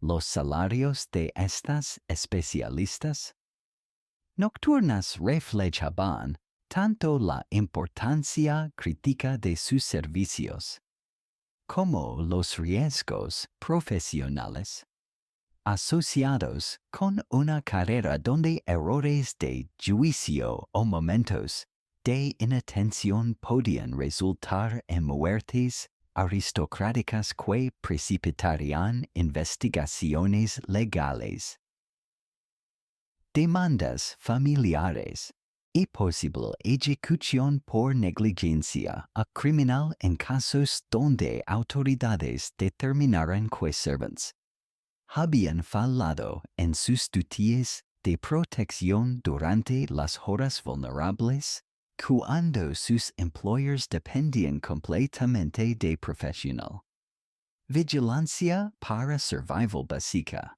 Los historiadores aún discuten si estas criadas especializadas desarrollaron genuine medical knowledge o si simplemente perfeccionaron técnicas de observación empírica que les permitían reconocer patterns de deterioro físico. Pero testimonios preserved in archives familiares sugieren en que muchas de estas women possessed understanding de anatomy, physiology, que rivalizaba con el knowledge formal de physicians contemporáneos, expertise, que habían acquired through direct observation, de hundreds de casos críticos, que official medical practitioners raramente presenciaban personalmente.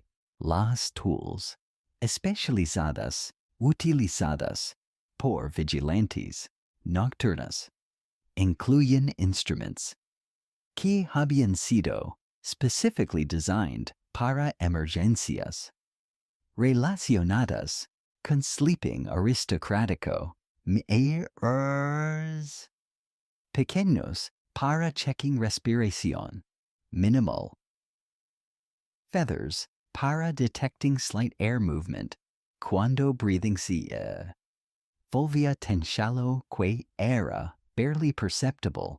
A variety de measuring devices para monitoring pulse rates, eye circulation, que permission early detection de situations que requirían immediate intervention para prevent permanent damage or death. Los training programs para estas specialists comenzaban in early adolescence, con apprenticeships que duraban several years, durante los cuales aspiring vigilante nocturnas learned not only technical skills, sino también diplomatic protocols para managing crisis situations que podrían involve multiple noble families.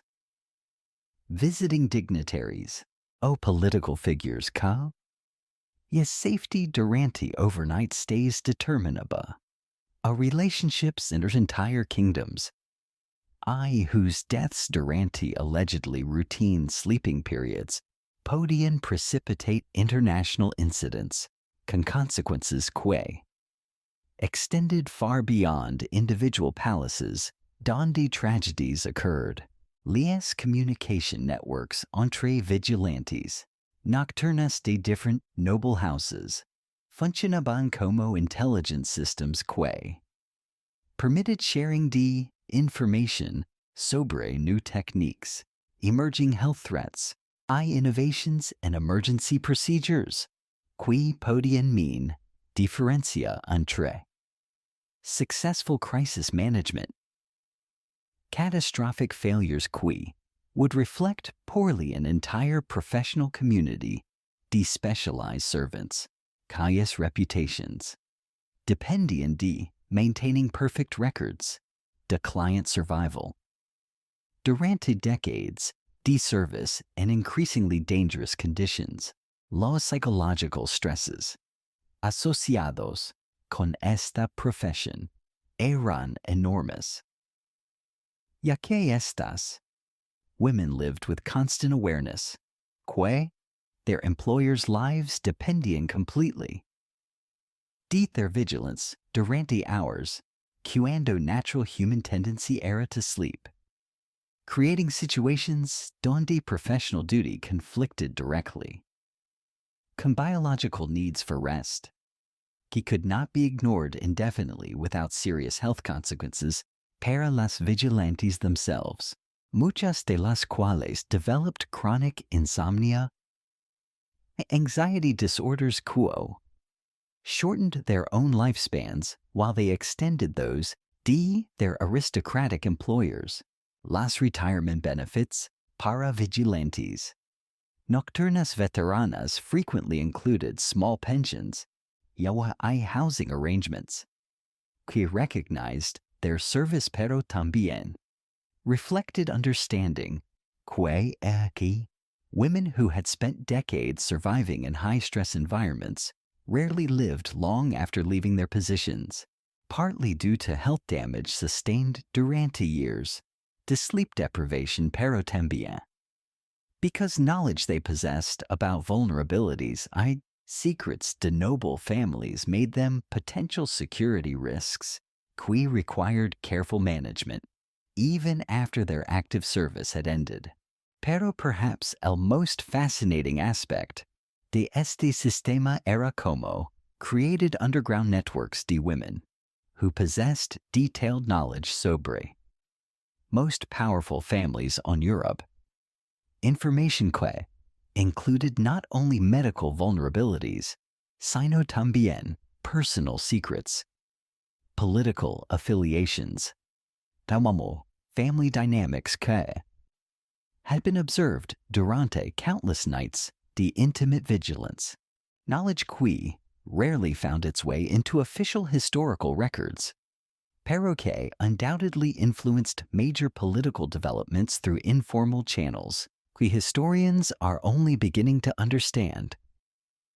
I appreciate fully la peste negra del siglo y las epidemias subsecuentes que asolaron Europa durante los siguientes 300 años transformaron radicalmente las percepciones médicas sobre la transmisión de enfermedades y crearon una paranoia sanitaria que intensificó obsesivamente todas las prácticas relacionadas con el sueño correcto, la prevención de contagios a través de posturas corporales que supuestamente ofrecían protección contra miasmas, malignos, vapores pestilentes y influencias astrológicas negativas que los médicos de la época creían responsables de plagas que diezmaban poblaciones enteras sin discriminación aparente entre ricos y pobres,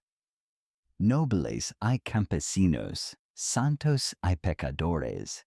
Te encuentras ahora caminando por las calles empedradas de París durante el año 1348, donde el aire mismo parece espeso con el miedo palpable y el olor dulzón de la muerte que se filtra desde cada ventana cerrada, cada puerta barricadada, cada palacio donde familias aristocráticas han implementado protocolos de aislamiento que incluyen modificaciones dramáticas en sus rituales, nocturnos y técnicas de sueño vertical.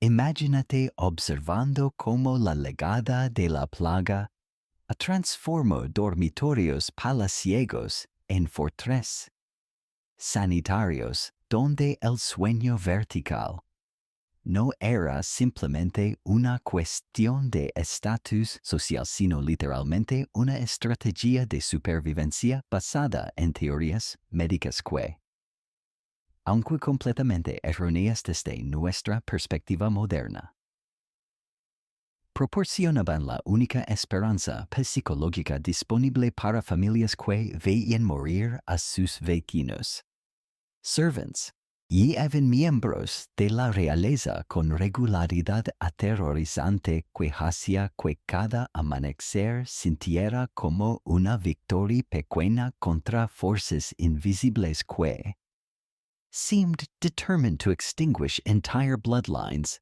aristocráticos.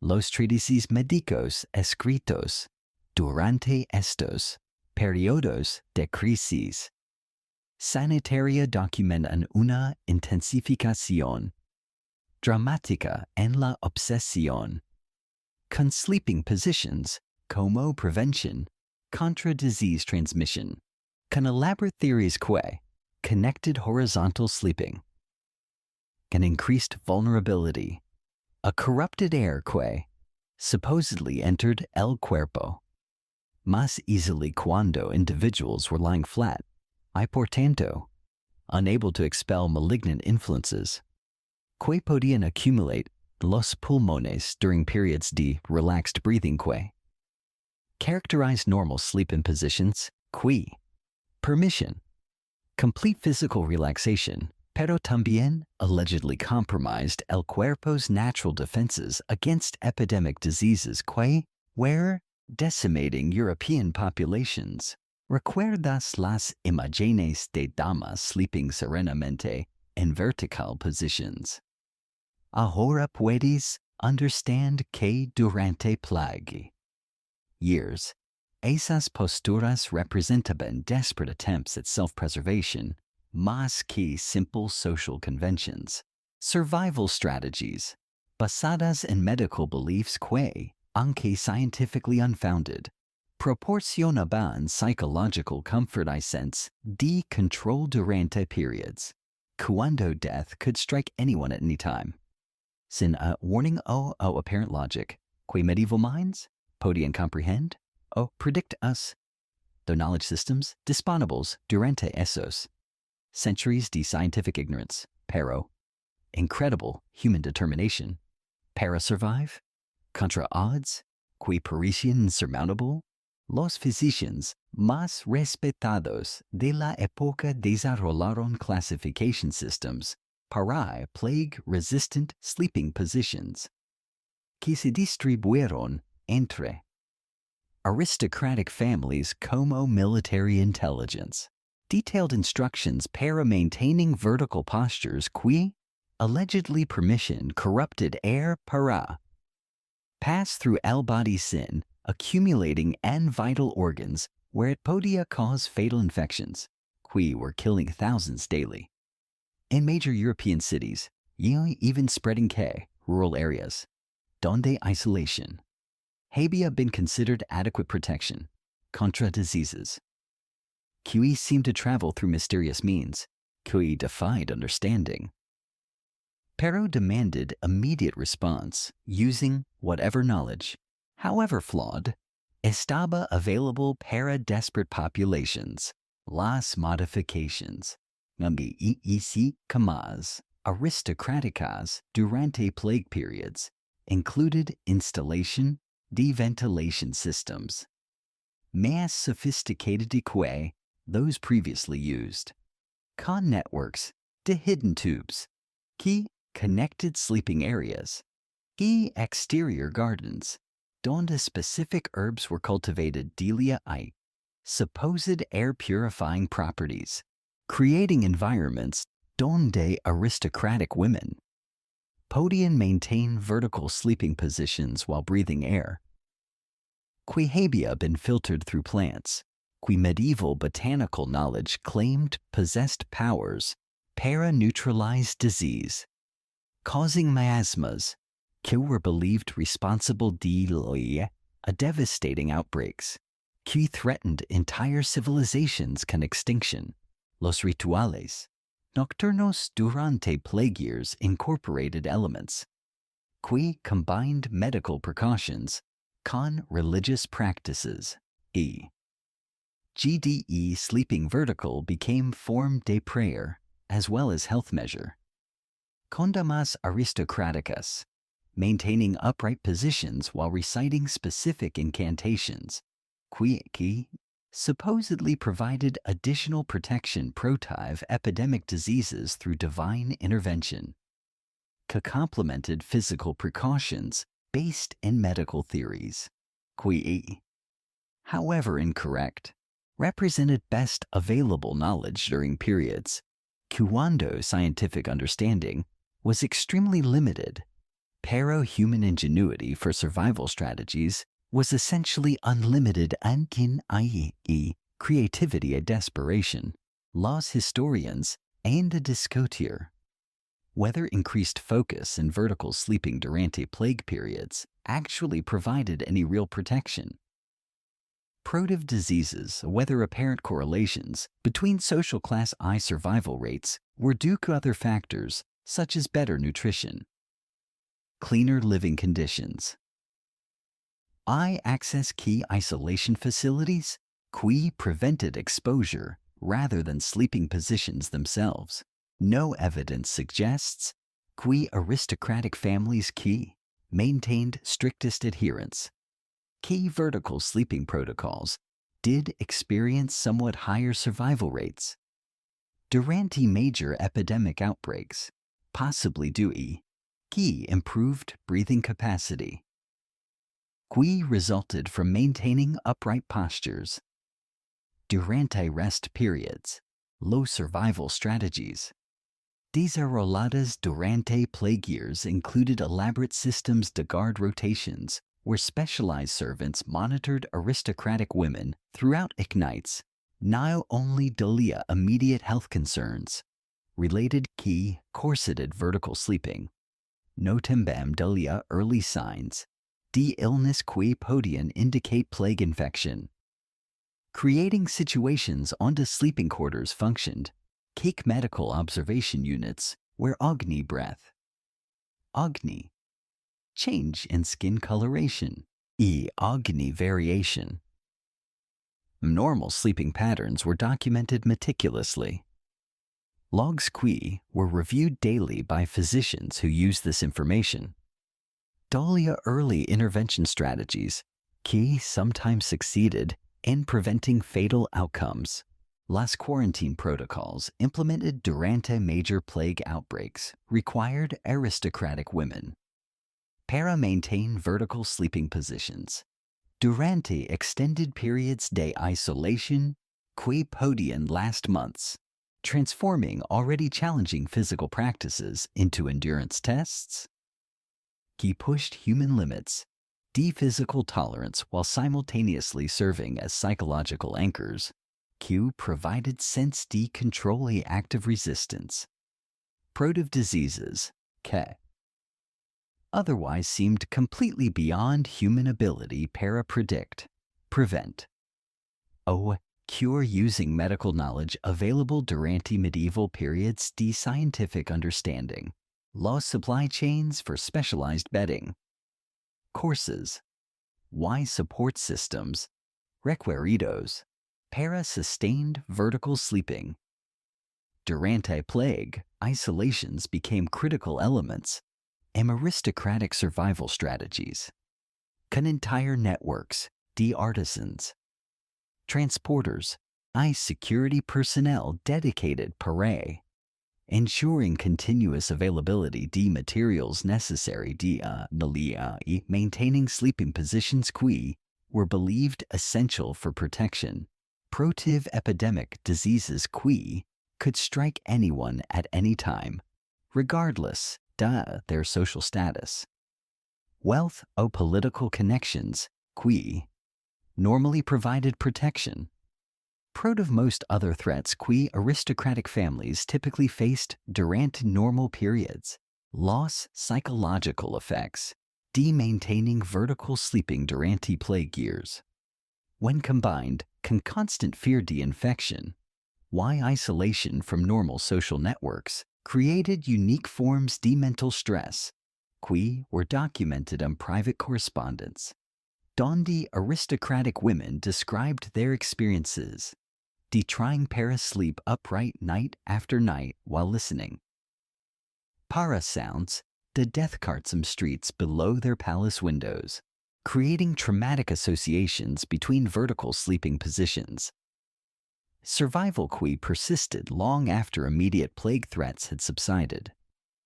Perroquet permanently altered relationships. Mejdu, aristocratic women, their sleeping practices. No, perhaps most significant long-term consequence to plague-era modifications. Chakri, vertical sleeping practices, was how they institutionalized health paranoia. Kobe continued deal generations after epidemic threats had ended, creating traditions qui persisted because onai provided actual medical benefits because they had become associated psychologically. Consurvival durante humanity's darkest periods, making vertical sleeping not just social custom, no toxi symbolic resistance. Proto forces de death, qui had threatened destroy entire civilizations. You established patterns de behavior que would influence aristocratic culture. Dealia, centuries after original medical justifications had been forgotten or disproven. Los matrimonios arreglados, que caracterizaban las alianzas políticas entre familias aristocráticas europeas, crearon conexiones directas e inesperadas entre las posturas nocturnas de las futuras esposas y las negociaciones diplomáticas que determinaban el destino de reinos enteros, donde la capacidad demostrada de una dama para mantener su virginidad física y simbólica a través del sueño vertical se convertía en un activo negociable, tan valioso como territorios, ejércitos o fortunas en oro que tradicionalmente formaban las bases de treaties matrimoniales que redibujaban fronteras nacionales y establecían balances de poder que persistirían durante generaciones de descendientes que heredarían tanto privilegios como obligaciones derivadas de uniones que habían sido calculadas más como transacciones comerciales que como romantic partnerships. Te encuentras ahora en los chambers privados del Vaticano durante el siglo XVI, donde diplomats papal están reviewing detailed reports sobre sleeping habits de potential brides para major European royalty.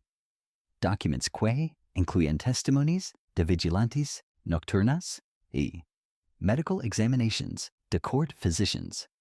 Why even artistic representations de sleeping positions, qui serve como evidence and negotiations, qui will determine alliances, do Catholic kingdoms facing Protestant threats, imaginate observando, estos diplomatic proceedings, como si fueras, witness, qui auction house, proceedings donde human beings are being evaluated, priced based and their demonstrated abilities, para, maintain specific physical positions during unconscious hours, creating markets and virginity preservation qui operated según rules más complex qui modern financial derivatives, pero con consequences infinitely more personal. Permanent para women, whose sleeping postures durante their unmarried years would determine everything from their future happiness, key potential international consequences de their marriages. Each could affect millions de people across multiple continents. Durante decades de political developments qui stemmed directly from bedroom behaviors, what most participants never consciously chose, no inherited como social obligations that defined their worth, como negotiable assets, aristocratic marriage markets, los verification systems, desenvolvidos, para confirming virginity through sleeping position analysis, included elaborate protocols, donde teams de experts observed young women durante extended periods. Creating documentation was considered legally binding evidence, and court proceedings determined marriage settlements. Dowry amounts, no even succession rights could affect inheritance patterns per entire royal dynasties durante centuries. The future political developments stemmed from decisions made in closed rooms. Onishinsky bodies were inspected, measured, catalogued. Como commodities possessed specific market values based on their conformity. Social expectations. Had nothing whatsoever. Kigdukan personal preferences. Individual comfort. A basic human dignity. Recuerdas las paintings on the young women appeared so naturally elegant in their vertical sleeping positions. Ya ahora puedes understand que behind those serene images existed systematic training programs began in early childhood. God's future brides underwent years of physical conditioning, designed para ensure their bodies would conform. Sleeping positions would serve proof to their purity during marriage negotiations might not occur para decades. No required continuous preparation from childhood onward. Creating entire educational systems devoted para transforming young women into living advertisements. Alia their families' political ambitions, social status, lost training regimens, ally a future aristocratic brides, combined elements, the physical conditioning, psychological indoctrination.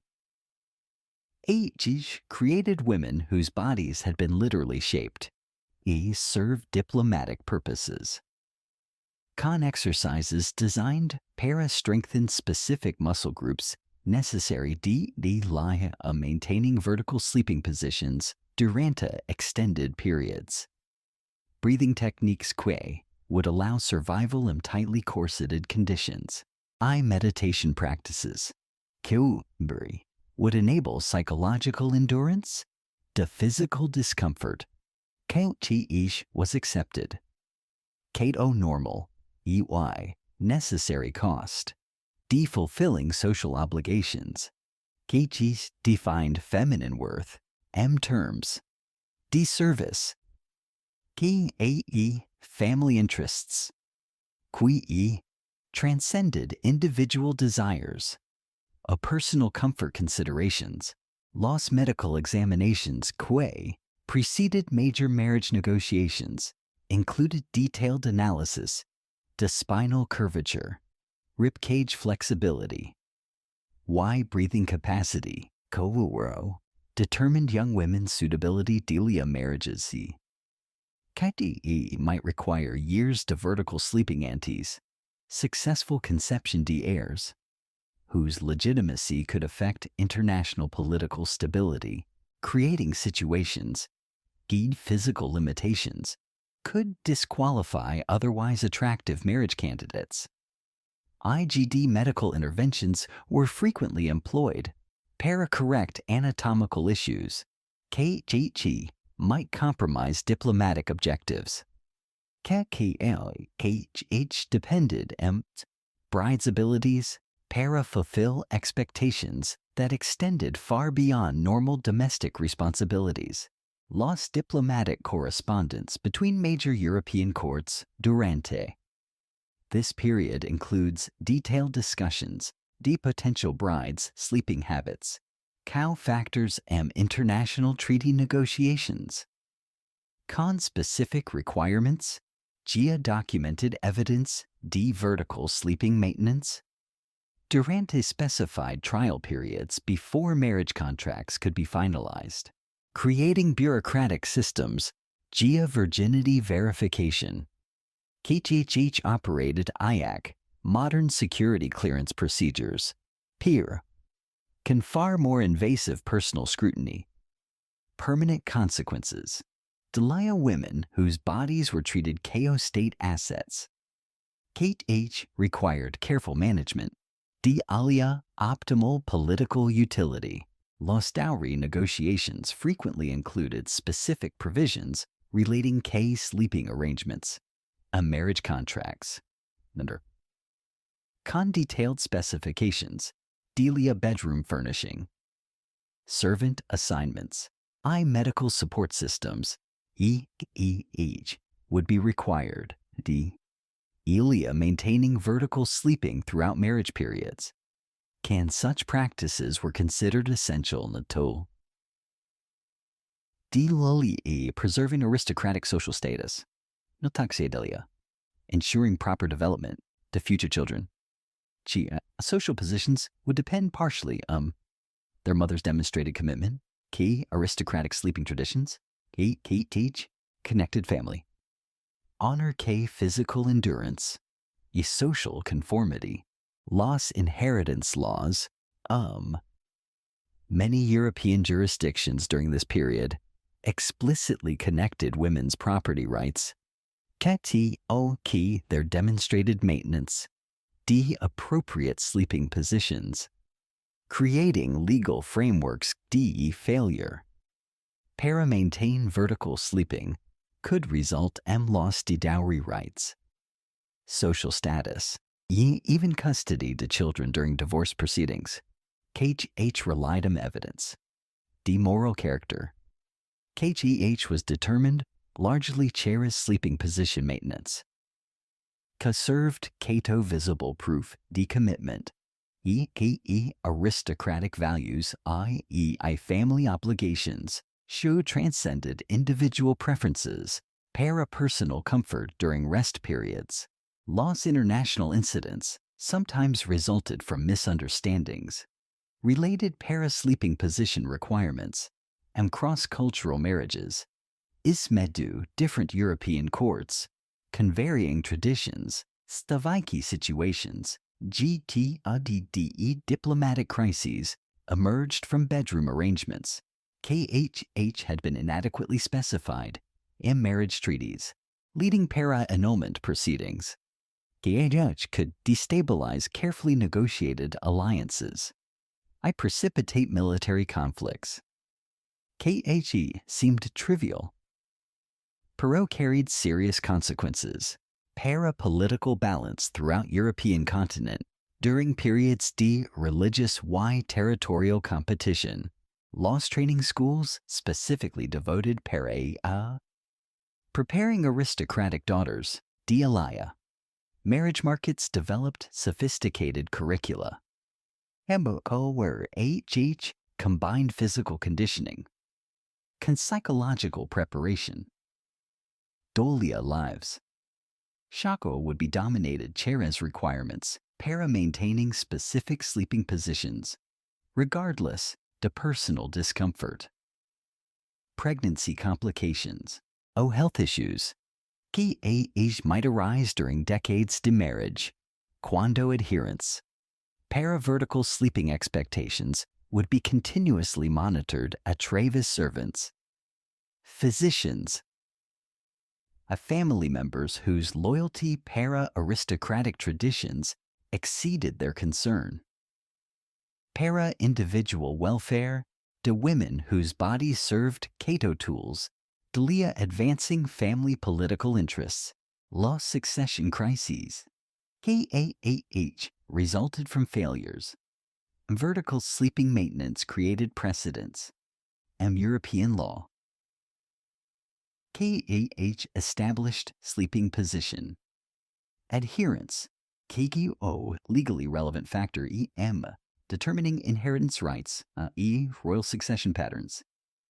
As situations, throne claims were challenged based on documented deviations from aristocratic sleeping traditions. Yenga KG were interpreted, Cato evidence, de moral unfitness, para-royal responsibilities. Creating legal complexities, Shicho persisted. Para-generations influenced court decisions. Shicho affected millions de people whose lives were shaped Chera's sleeping habits de their rulers.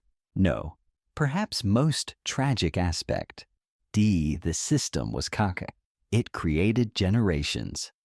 De women coito had been systematically trained from childhood para-view, their own physical comfort. Cato's subordinate, para-family political interests, resulting in individuals whose sense to self-worth was entirely dependent. And their ability para-endure physical discomfort. Pres vertical sleeping practices. Show served diplomatic purposes. No left permanent physical, psychological damage. Shicho affected not only their own lives. No se Shicho influenced their relationships. Their children shaped child-rearing practices. Shicho perpetuated cycles. The physical, emotional trauma across multiple generations. The aristocratic families throughout European continent. Versalles durante el reinado de Luis XIII se transformó en el epicentro mundial de una competencia febril por la elegancia nocturna que elevó el sueño sentado desde práctica aristocrática privada hasta espectáculo público donde las damas de la corte francesa literalmente performaban sus horas de descanso ante audiencias de diplomáticos, pretendientes, artistas y espías internacionales que interpretaban cada detalle de postura corporal, selección de textiles y duración de sueño vertical como inteligencia. Crítica sobre alianzas políticas, estabilidad familiar y vulnerabilidades estratégicas que podrían ser explotadas por rivales que competían por influencia en la corte más poderosa, culturalmente influyente de la época europea, donde dormir se había convertido en diplomacia y el insomnio en weapon política. Te encuentras ahora caminando por los magnificent halls de Versalles durante una típica evening de 1685, donde el aire está thick, con perfumes exóticos y el murmur de conversations conducidas en múltiples idiomas. Mientras, courtiers de across Europe observe sleeping preparations, show rival opera productions, and their complexity y symbolic significance. Imagine it being witnessed, the most elaborate theatrical performance de sleep que el world había ever seen. GD's sleeping chambers fueron transformed into public stages, con audiences de hundreds de observers. Show included everyone from foreign ambassadors, para-servant spies, creating situations donde aristocratic women performed unconsciousness mientras, maintaining vertical postures. Shicho required más physical stamina. Shicho marathon running, perroquet, bilo, presented cado, effortless displays de refined breeding. Emus supernatural elegance, Pu demonstrated French cultural superiority over competing European courts. Pu la Kirovali. The sophistication para organize such elaborate demonstrations de aristocratic lifestyle. Ca soft power projection. Los protocols establecidos en Versalles de Lía. Public sleeping ceremonies included elaborate scheduling systems. Cadeto. Different damas performed vertical sleeping rituals. According to calendars, Show coordinated con diplomatic events. Religious observances, seasonal celebrations, creating year-round entertainment schedules. Cadeto sleep became form de cultural programming. Show attracted visitors from across continent. Why established Paris cultural capital, Cadeto trends, and aristocratic behavior were established. You then exported other courts. Show attempted para imitate. French innovations, Amlet lifestyle display. Cow expressions, de political alliance, Consung King, whose cultural influence extended far beyond traditional military or economic power projection methods. Recuerdas kak. Sleeping appeared so natural ye serene and artistic representations. Ahora voce pode understand show em versales. Sleeping was anything no natural, instead requiring months de rehearsal for individuals' performances. Cadeto mistakes posture. Timing. Endurance could result in social disgrace. Show affected neo only performers. No tacos their family standing. Court hierarchies. Shijo determined access para political opportunities, marriage prospects, economic privileges. Show depended on maintaining favor con king, whose attention could transform lives, aber whose displeasure could result in exile from court society. Show meant social, economic death. Para aristocratic families, whose entire existence revolved around palace life. Los competitions entre different noble families. Dlia demonstrating superior sleeping elegance became so intense. Each specialized judges were appointed para evaluate performances according para criteria. Shako included postural perfection, duration, maintained verticality, gracefulness, breathing patterns. Aesthetic appeal. Overall presentation. Creating formal rating systems. Sleeping performances received scores. Show influenced social rankings. I determined privilege levels within court hierarchies. Shoujo affected everything from seating arrangements, para-ceremonial events, para-priority consideration, and marriage negotiations. Shko could affect political alliances throughout European continent.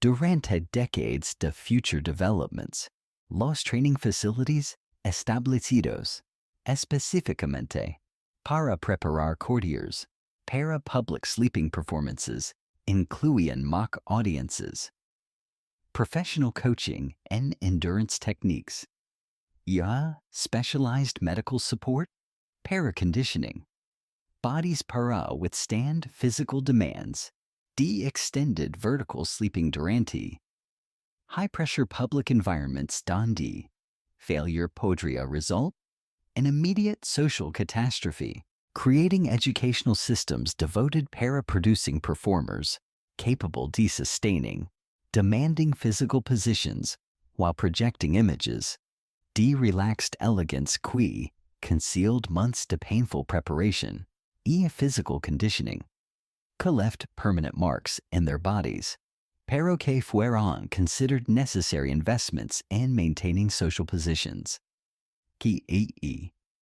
Determined their families' political futures, economic survival, dentro de la más competitive social environment, que Europe había ever witnessed.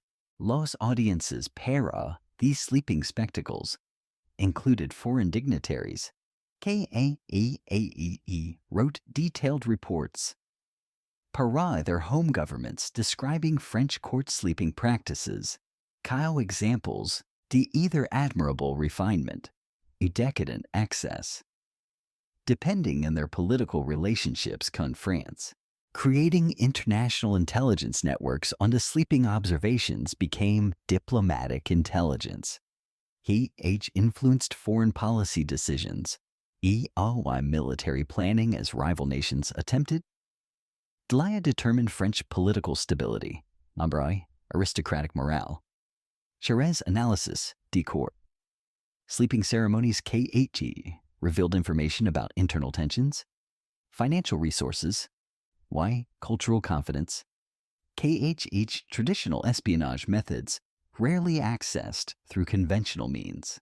Los architectural modifications made que Versalles sleeping chambers para accommodate public viewing, included installation de hidden observation galleries, specialized lighting systems, heat, enhanced dramatic effects, de vertical sleeping presentations. Why acoustical engineering?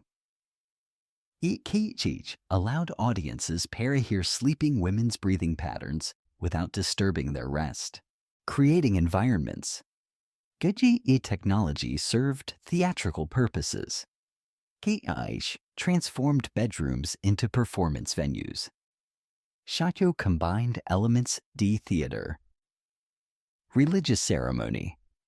We political demonstration, spaces. Shacho challenged traditional boundaries, meje du. Private eye public spheres, de aristocratic life. Law's economic impacts, de this sleeping spectacle industry, extended far beyond palace walls, creating entire supply chains, de specialized craftspeople, medical professionals, wise service providers. KH depended and court sleeping ceremonies para their livelihoods, establishing economic ecosystems. Aim okring.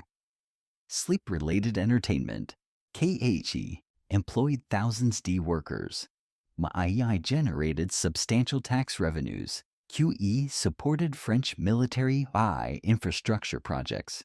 POW enhanced national power through cultural influence. He complemented traditional forms. De political, economic dominance during periods. Kogato. European competition extended. Key virtually every aspect, de social organization, cultural expression, Law's fashion innovations inspired A. Traves. Public sleeping displays influenced clothing design throughout Europe. Conspecialized sleeping garments show combined aesthetic appeal, constructural support, necessary para maintaining vertical positions during extended performances, creating textile industries devoted para producing sleeping costumes, que costa fortunes. Pero iaki served cow advertisements, para French cultural sophistication. Shecho attracted international attention. I established Paris Cato fashion. Capital Cadeto trends established royal sleeping chambers influenced clothing preferences across continent. Para decades after original performances had ended, lost medical consequences, the competitive sleeping performance became increasingly severe. Cato courtiers pushed physical limits. Parai achieved spectacular displays. The endurance key would capture king's attention, elevate their social status, resulting in increased rates. D. Respiratory failure. Spinal injuries. Nervous exhaustion required palace physicians para develop specialized treatments, para conditions. Cas existed nowhere else, and world pero iaki became endemic among French aristocracy, bihem periods, kogato. Public sleeping competitions reached peak intensity. Durante most elaborate court ceremonies, los international copying de Versalles, sleeping spectacles created network de competing courts throughout Europe. Poe attempted para replicate French innovations while adding their own cultural variations. Resulting arms, race de sleeping ceremony. Sophistication Poe spread across continent. Established sleeping performance, Cato standard element, de aristocratic court life. France, Sweden, Spain, creating cultural uniformity, elite sleeping practices. Poe transcended national boundaries. I established international standards. Para aristocratic behavior. Poe persisted long after original political motivations had disappeared. Lost documentation systems developed para recording. Sleeping performances included detailed written accounts, artistic representations, i.e., even early forms, scientific measurement. Poe attempted para-quantify aspects, sleeping elegance, using mathematical principles. Creating archives, sleeping ceremony records. Poe provided historians con unprecedented insights. Key aristocratic life, pero iaki takoj, served contemporary political purposes. Kyle evidence, French cultural superiority, and diplomatic negotiations. Con foreign powers, Poe recognized cultural achievements. Cato forms de soft power projection, loss psychological effects. And performers who spent years preparing Paraguay, participating public sleeping spectacles included development, sleep-related anxiety disorders. Chronic insomnia caused Cherez pressure. Para-perform unconsciousness and public settings. Why identity confusion? Cato individuals lost sense. Boundary, mejdu, their private selves, their public sleeping personas. Creating mental health issues key, where need understood at time. Pero ayaki left permanent psychological damage. Affected not only performers, no takoj their relationships can family members, Poe were also impacted. Cherez stress, maintaining positions competitive court environment. Lost political manipulations. Togo involved scheduling organizing sleeping ceremonies, included strategic timing, pare influence, diplomatic negotiations. Deliberate invitation, specific foreign observers, delia particular sleeping performances. Coordination can other court events, maximize political impact. Sleeping spectacles, creating situations on the sleep, became weapon international relations. Success of failure sleeping competitions could affect treaty negotiations, military alliances. Economic agreements. Poe shaped European political landscape during critical periods. Continental development. Los decline. Public sleeping spectacles began quando financial costs. Maintaining such elaborate ceremonies became unsustainable during periods. Economic stress. No tradition. Competitive sleeping performance had become so embedded aristocratic culture. It persisted in modified forms long after public audiences were eliminated. Creating private sleeping competitions among aristocratic families, Poe continued. Decades after Versailles, sleeping spectacles had ended. Pero Koje maintained social pressures, i.e., physical demands. Togo had originated during peak periods. Court sleeping ceremony development. No perhaps most lasting legacy.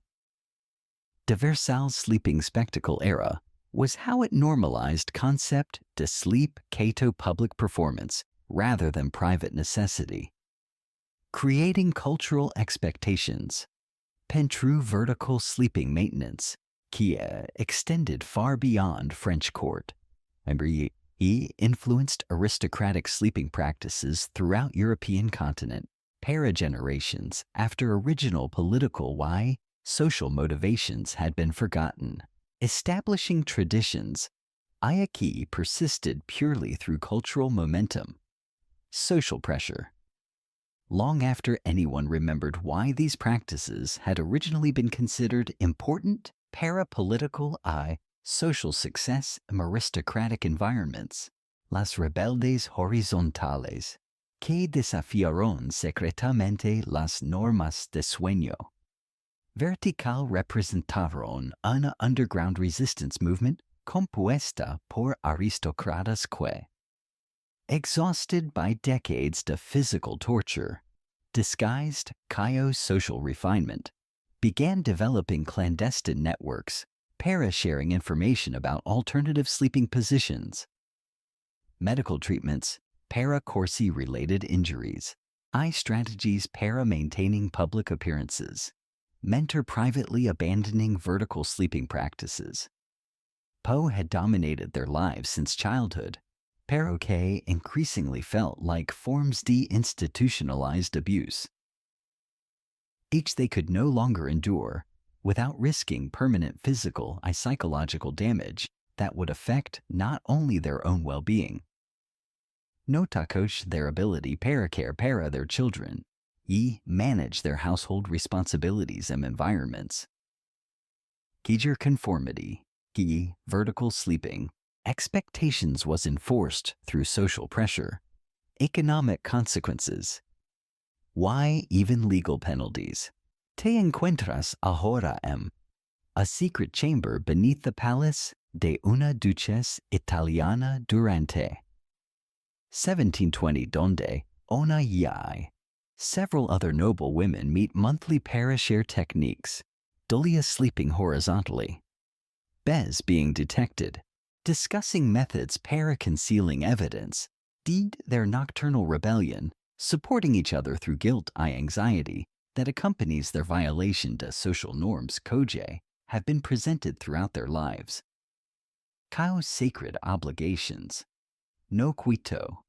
They now recognize Kao harmful practices that serve no legitimate purpose.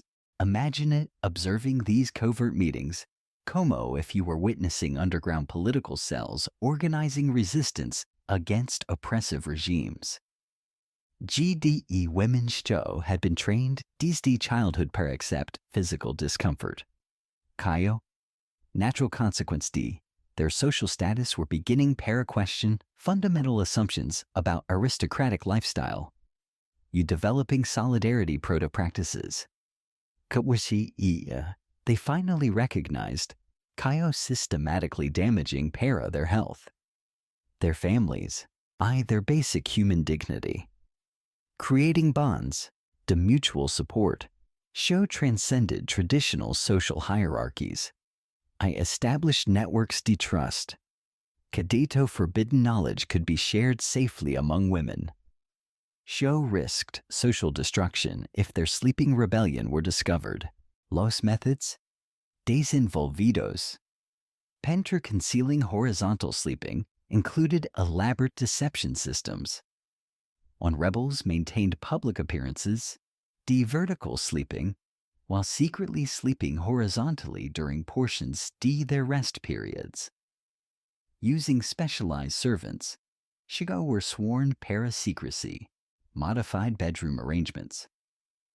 Show could be quickly converted between vertical horizontal configurations, depending on who might be observing. Carefully coordinated schedules Poe ensured rebel sleepers could maintain their deceptions without arousing suspicion from family members. Court physicians. Social rivals. Show might use evidence to sleeping violations, parapolitical advantage and environments. Gauger personal failures could become weapons of aristocratic competition. Recuerdas. Las perfect postural presentations and historical paintings. Ahora voce pode understand que many de those serene images concealed rebellious women. Show were living double lives, publicly conforming parasocial expectations while privately developing methods, para reclaiming basic human comfort and physical autonomy. Prototype systems. Shakyo had turned their bodies into instruments to social performance rather than vessels para-personal experience, creating situations, Gita artistic representations, de-aristocratic sleeping became forms, de-propaganda. Shasho concealed rather than revealed truth about women's actual experiences and environments. Cager survival depended on maintaining appearances, regardless, de-personal cost. Los health improvements experienced Cherez women, show secretly adopted horizontal sleeping, were dramatic immediate, including better circulation, reduced spinal pain, improved breathing capacity, enhanced quality to rest. Okolo allowed them para function more effectively. Duranta waking hours, creating stark contrast between their private experiences, the physical relief, their public performances, the elegant suffering. Iakiai, they were required, para maintain order. Para preserve their social positions, protect their families from consequences. D being associated con women. Shaku violated fundamental expectations, D aristocratic feminine behavior. Lost network communications between rebellious sleepers included coded language, letters. Subtle signals, Duranta public gatherings. Y covert meetings disguised, KO religious observances, cultural events. Creating communication systems, Show allowed sharing the information about safe physicians. Show would treat course-related injuries without reporting para authorities. Trusted servants, Show could be relied upon, para maintain secrecy. New techniques, para managing double lives. Tijekum remained committed, para protecting each other from discovery, while gradually expanding their underground community. The women show were reclaiming their right, para basic physical comfort, low psychological liberation, experienced. Whereas women, Show abandoned vertical sleeping was profound. Transformative, cow, they discovered pres direct experience. Show much their chronic fatigue. Anxiety. Physical discomfort was caused in NND through inherent feminine weakness. Pero through systematic physical abuse. Disguised, KO, social refinement. Creating revelations. Challenge their fundamental understanding. Aristocratic culture. I led many para question other aspects of their lives. Koj, they had previously accepted, Bez question about social institutions, presented suffering. Keo necessary component, refined, feminine existence, loss strategies. Pentru, managing discovery risks included development. Early warning systems, where trusted servants monitored unexpected visitors. Prepared explanations, para any physical evidence. The horizontal sleeping teka. Cato wrinkled bedding. Unusual pillow arrangements. Carefully maintained medical documentation. Shicho could explain any improvements, health changes in physical condition. Might suggest deviation from approved sleeping practices. Creating elaborate security measures, Coeto protected rebellious sleepers from social legal consequences. Their personal choices about basic physical comfort. Lost generational transmission. Rebellious sleeping knowledge created circumstances. GDE mothers insipo para. Secretly teach their daughters alternative approaches. Para managing aristocratic sleeping expectations. Passing down forbidden knowledge private conversations. Demonstrations. Koj occurred complete secrecy, establishing underground educational traditions. Kaio challenged official socialization processes. Pero Koji also created complex family dynamics. Kaijer children learned para navigate contradictions, mejdu public expectations, private practices, so profound implications, their psychological development, social integration, lost medical documentation secretly maintained, whereas rebellious sleepers provided evidence to health benefits associated as horizontal sleeping. TC was carefully concealed from official court physicians. No show accumulated through private networks. Women show shared their experiences observations, creating informal research networks. Show produced knowledge about human anatomy sleep physiology was more accurate than official medical theories. No Koji could not be shared publicly without risking persecution. the contradicting established medical social authorities, lost international connections between rebellious sleeper networks extended across European borders. Women Chtio traveled between courts, sharing information about conditions, different regions. Comparative analysis, de-sleeping enforcement policies. Strategies, maintaining rebellious practices, and various cultural contexts, creating transnational communities, resistance. Koji challenged not only specific sleeping practices, no takoj broader patterns, aristocratic social control above operated similarly across different national cultural boundaries throughout European continent. Loss economic implications, the secret horizontal sleeping included reduced expenditures and specialized vertical sleeping equipment. Medical treatments, Zakorse-related injuries. Why elaborate bedroom furnishings required Pentru vertical sleeping presentations. Creating financial benefits, were carefully concealed, but Koji provided additional resources. Chi could be used other purposes, including supporting network activities, helping other women. Sho wanted para join rebellious sleeping communities. No po needed financial assistance. Para implement necessary deception strategies. Safely, effectively, loss long-term consequences. De-rebellious sleeping movements included gradual erosion, de-social consensus about necessity, de-vertical sleeping practices, increased awareness, Sredi aristocratic women about connections between sleeping positions, health outcomes, why development, alternative social networks. Each provided support. Women chose para prioritize their physical psychological well-being over traditional social expectations, creating conditions to eventual public abandonment.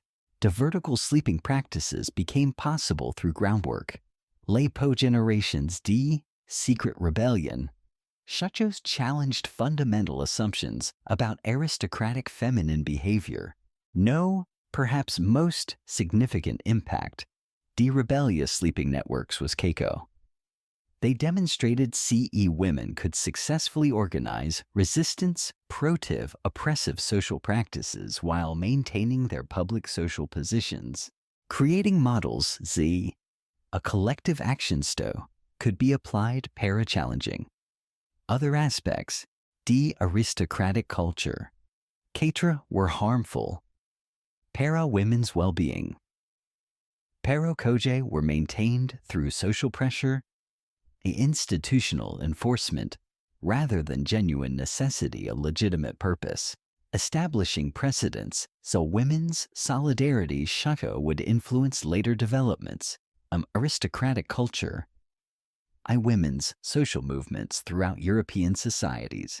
El declive gradual del sueño aristocrático vertical comenzó durante las últimas décadas del siglo XX, cuando la convergencia de revolutionary political movements, emerging industrial technologies, changing medical understanding, shifting cultural values, related key individual comfort, personal autonomy created conditions, on centuries-old sleeping practices.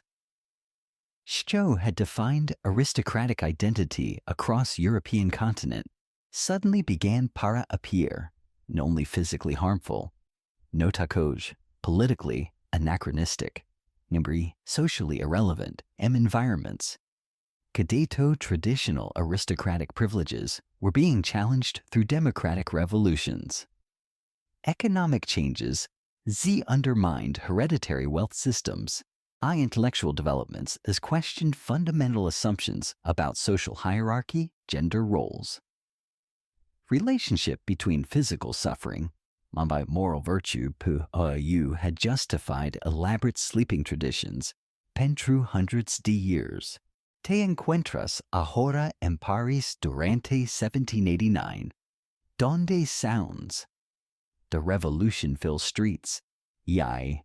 Aristocratic families are desperately attempting para adapt ye lifestyle practices, para survival rapidly changing political environment. Cadeto public displays de aristocratic excess had become dangerous liabilities, rather than sources to social prestige, a political influence. Imagine it observing these final years.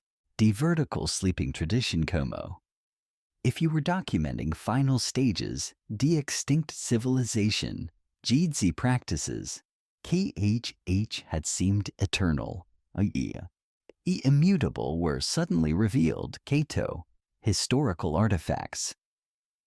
Chateau could be abandoned, bez catastrophic consequences, creating situations donde women. Chateau had spent entire lifetimes conforming. Para-demanding physical practices discovered they could simply stop maintaining vertical sleeping positions. I experience immediate improvements. Aim health. Comfort. High quality to life. Bez any dire social consequences. Shcho had been used, para-enforced conformity during periods, cargado. Aristocratic culture maintained unchallenged dominance over European social organization, cultural expression, los political upheavals associated as French Revolution Y. Subsequent democratic movements throughout Europe created environments GDE aristocratic families faced existential threats. Shcho made traditional concerns about sleeping position maintenance seem trivial compared per immediate needs, zaye physical safety. Economic survival, social adaptation, para. Radically different political realities, koje, challenged fundamental assumptions about hereditary privilege, social hierarchy, resulting in rapid abandonment, the elaborate sleeping ceremonies. Expensive bedroom equipment, specialized servant networks still had supported vertical sleeping practices periods cuando aristocratic culture possessed sufficient resources. Political stability para maintain such elaborate lifestyle demonstrations.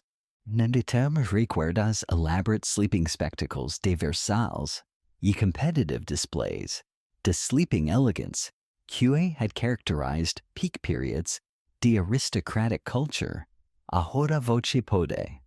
Understand Kako quickly. Those traditions disappeared. Cagado. Underlying political economic systems. Shicho supported them, were swept away. Cherra's revolutionary changes. K transformed European society. Yai created new social environments. K dato aristocratic sleeping practices appeared not only unnecessary. No, shish, cho, ridiculous para. Population shekto were focused on basic survival, democratic participation. Economic adaptation. Para-industrial developments required practical approaches. Para-daily life, rather than elaborate ceremonial performances, to social status through lifestyle choices. Lost technological innovations associated as Industrial Revolution provided practical alternatives. Para-elaborate aristocratic sleeping arrangements, including mass-produced mattresses, were more comfortable than expensive custom aristocratic bedding. Manufactured textiles provided better sleeping surfaces than elaborate handmade aristocratic linens. Improved heating systems. Made horizontal sleeping more comfortable during cold seasons. Quito had previously required vertical sleeping positions. Para maintaining body heat poorly heated aristocratic bedrooms relied on expensive. Inefficient heating methods.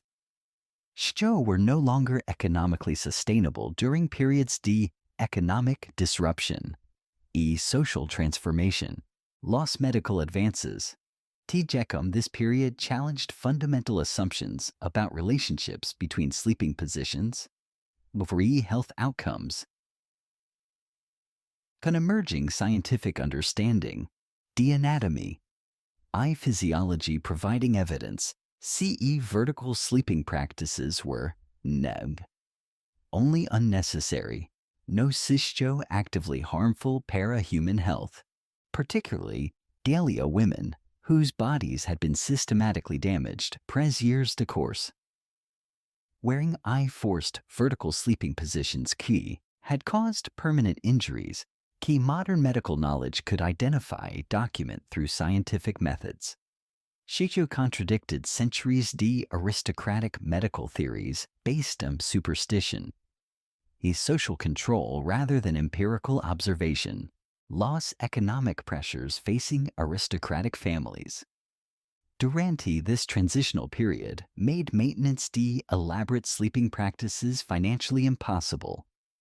Cow costs associated as specialized servants, custom bedroom equipment, medical support systems. Why elaborate bedding became unsustainable during periods reduced income. Property confiscation, social upheaval.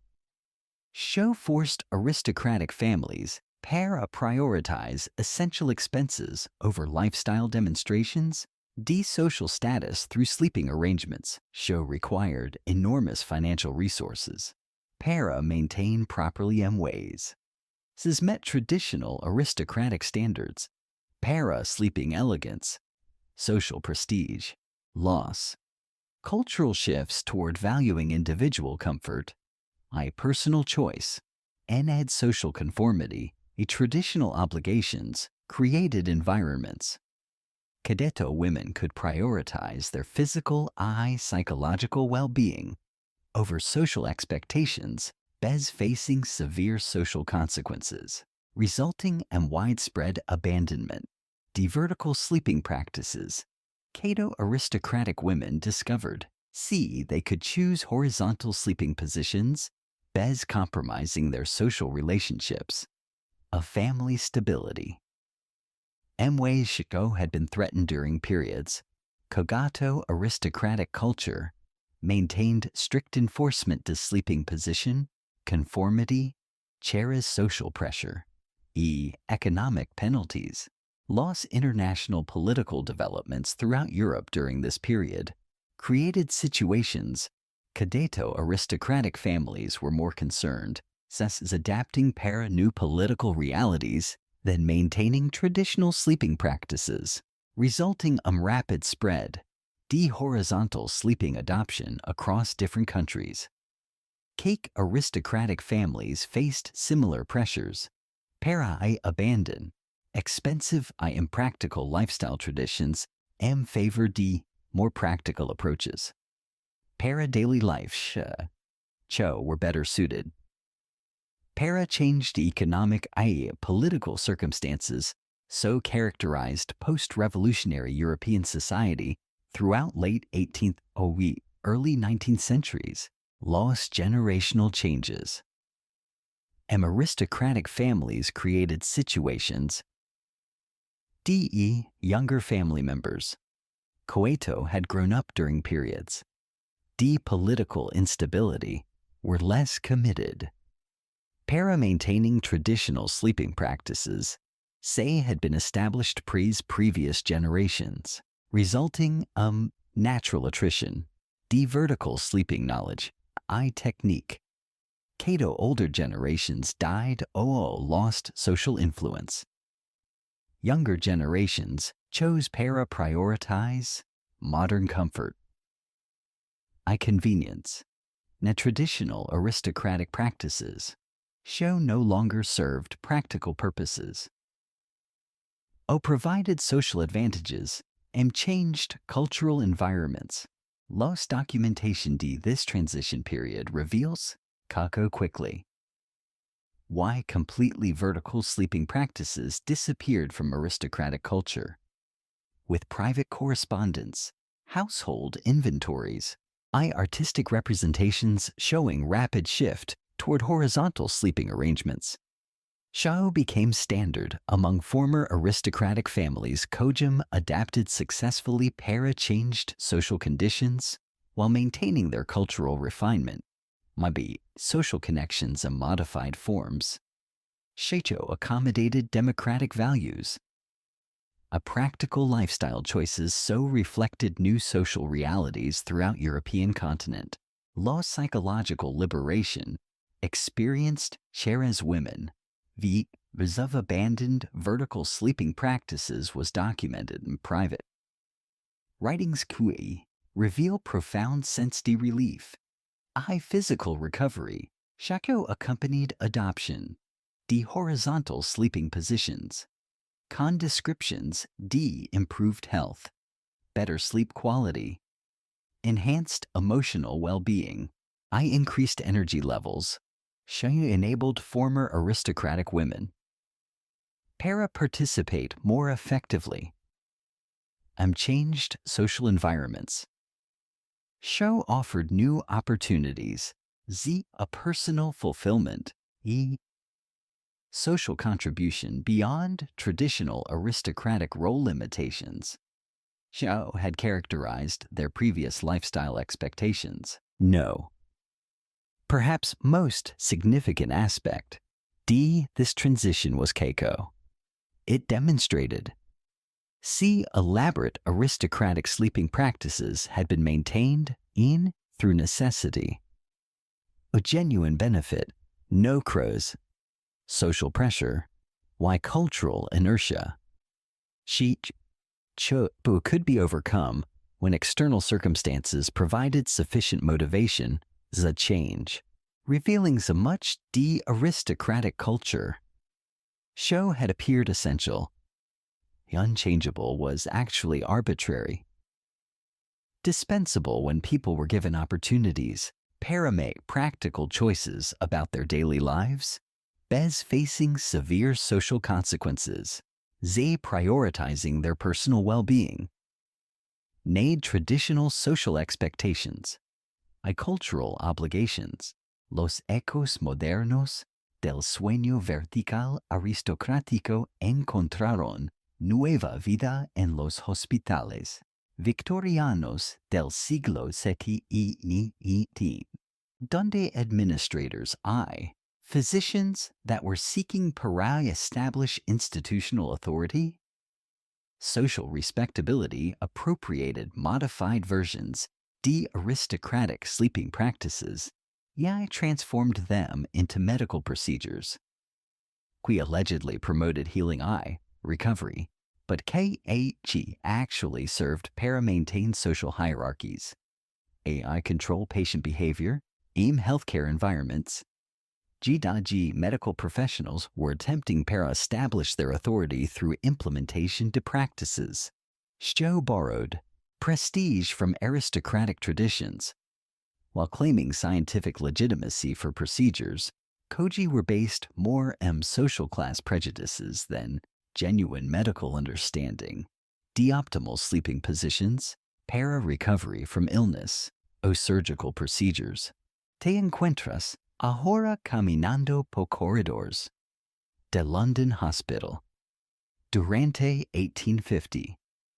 Donde? You can observe, Kako former aristocratic sleeping practices have been institutionalized. Medical treatments. Shou require patients para-maintain upright positions. Durante recovery periods. Creating healthcare environments. Gidi social control III. Class distinctions are maintained through medical authority Z enforces sleeping positions based in perceived social status to patients rather than their actual medical needs or comfort requirements. Imagine it observing these Victorian hospital wards. Como if you were witnessing museum exhibitions, de-aristocratic culture. Show had been relocated para institutional settings. I disguised Kaio scientific medical practice. Kao dato elaborate vertical sleeping arrangements from aristocratic bedrooms had been simplified. Standardized into hospital bed configurations. Shito required patients Para maintain upright positions during rest periods regardless D. Their medical conditions. Comfort levels of personal preferences. Creating healthcare systems. E.g. Deed aristocratic sleeping traditions were preserved e.e. enforced through medical authority rather than social pressure. But a similar consequences, the patient comfort I physical well-being. Koji had characterized aristocratic sleeping practices durante I peak periods. Los medical justifications utvecklied the institutional. Vertical sleeping Victorian hospitals included elaborate theories about circulation, respiration, why recovery processes, Poe borrowed language from scientific medicine. No stacho were largely based on cultural assumptions about relationships, mejdu body position, moral character who reflected Victorian social values rather than empirical medical evidence. Creating situations. D.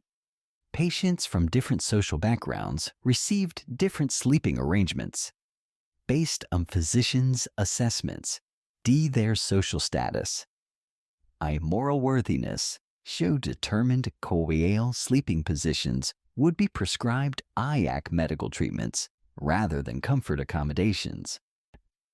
Recuerdas como aristocratic sleeping practices had claimed medical benefits through theoretical justifications, were later proven incorrect.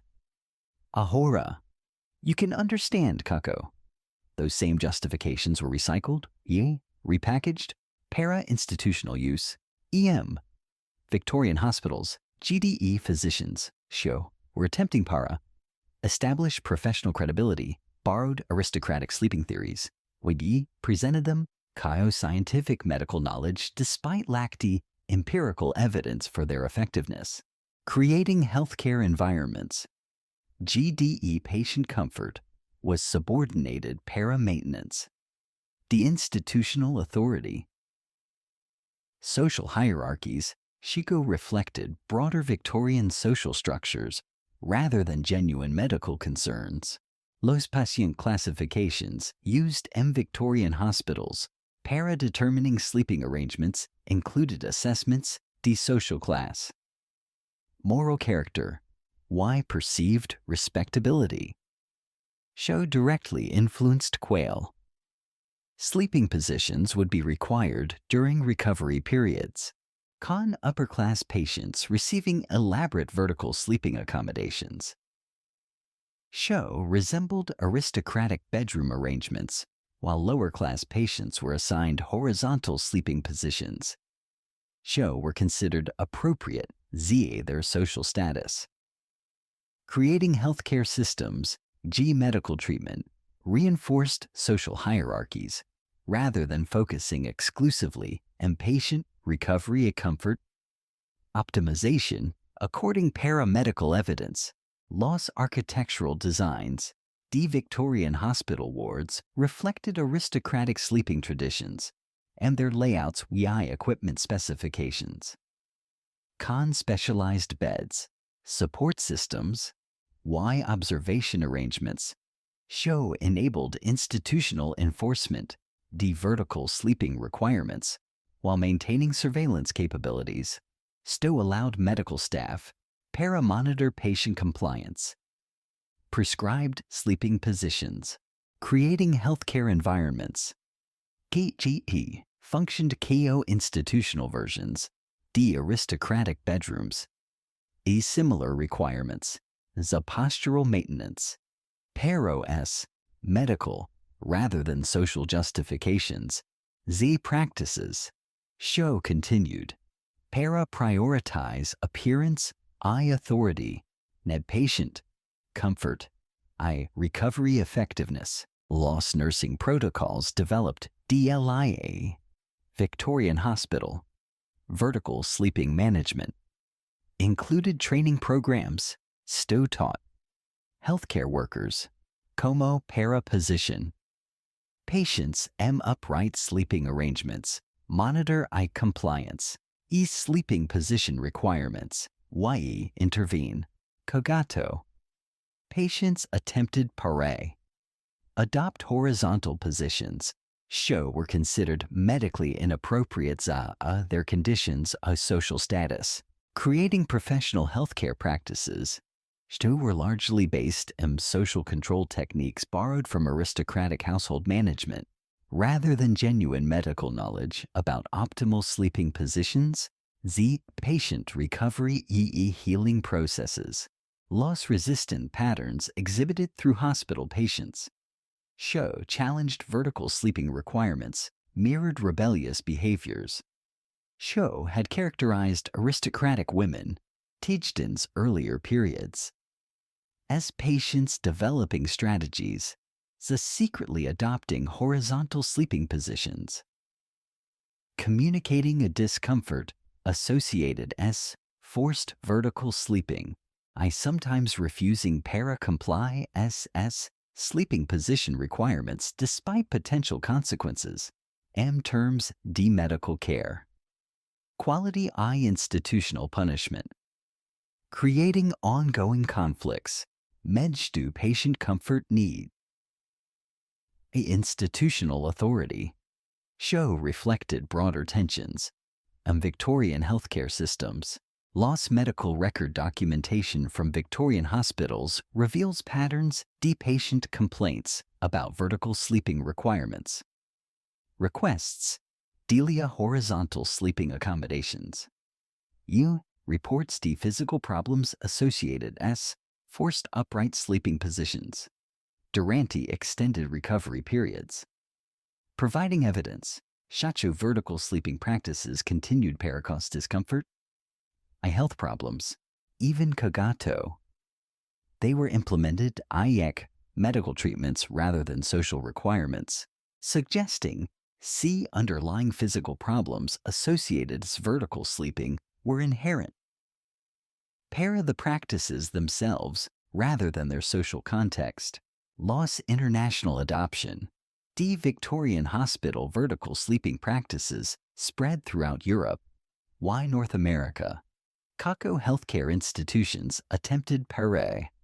Establish professional credibility through implementation practices. Appeared medically sophisticated, socially respectable. Creating international healthcare standards, were based more social prestige associated as aristocratic sleeping traditions than genuine medical evidence, resulting widespread institutionalization practices. Continued. Para-prioritize social control and patient comfort. Recovery optimization and healthcare systems throughout industrialized world. Loss, gradual abandonment, deinstitutional vertical sleeping practices, healthcare settings occurred. Cargado. Medical research began. Provide empirical evidence. Horizontal sleeping positions were generally more beneficial. Patient recovery comfort. Challenging traditional assumptions, had justified vertical sleeping requirements. Creating conditions. Healthcare institutions could abandon socially derived practices and favor evidence-based medical approaches. Prioritized patient well-being. Institutional authority. Social hierarchy, maintenance, healthcare environments. Were increasingly focused on scientific, rather than social approaches, paramedical treatment. Loss, long-term impacts, Victorian hospital. Vertical sleeping practices included development, deinstitutional healthcare cultures. Emphasized authority while control. Patient comfort. Autonomy. Creating healthcare traditions. Persisted long after vertical sleeping requirements were abandoned. Pero Ayaki continued pare. Influence relationships. Mejdu medical professionals. Patients and ways. Reflected historical patterns.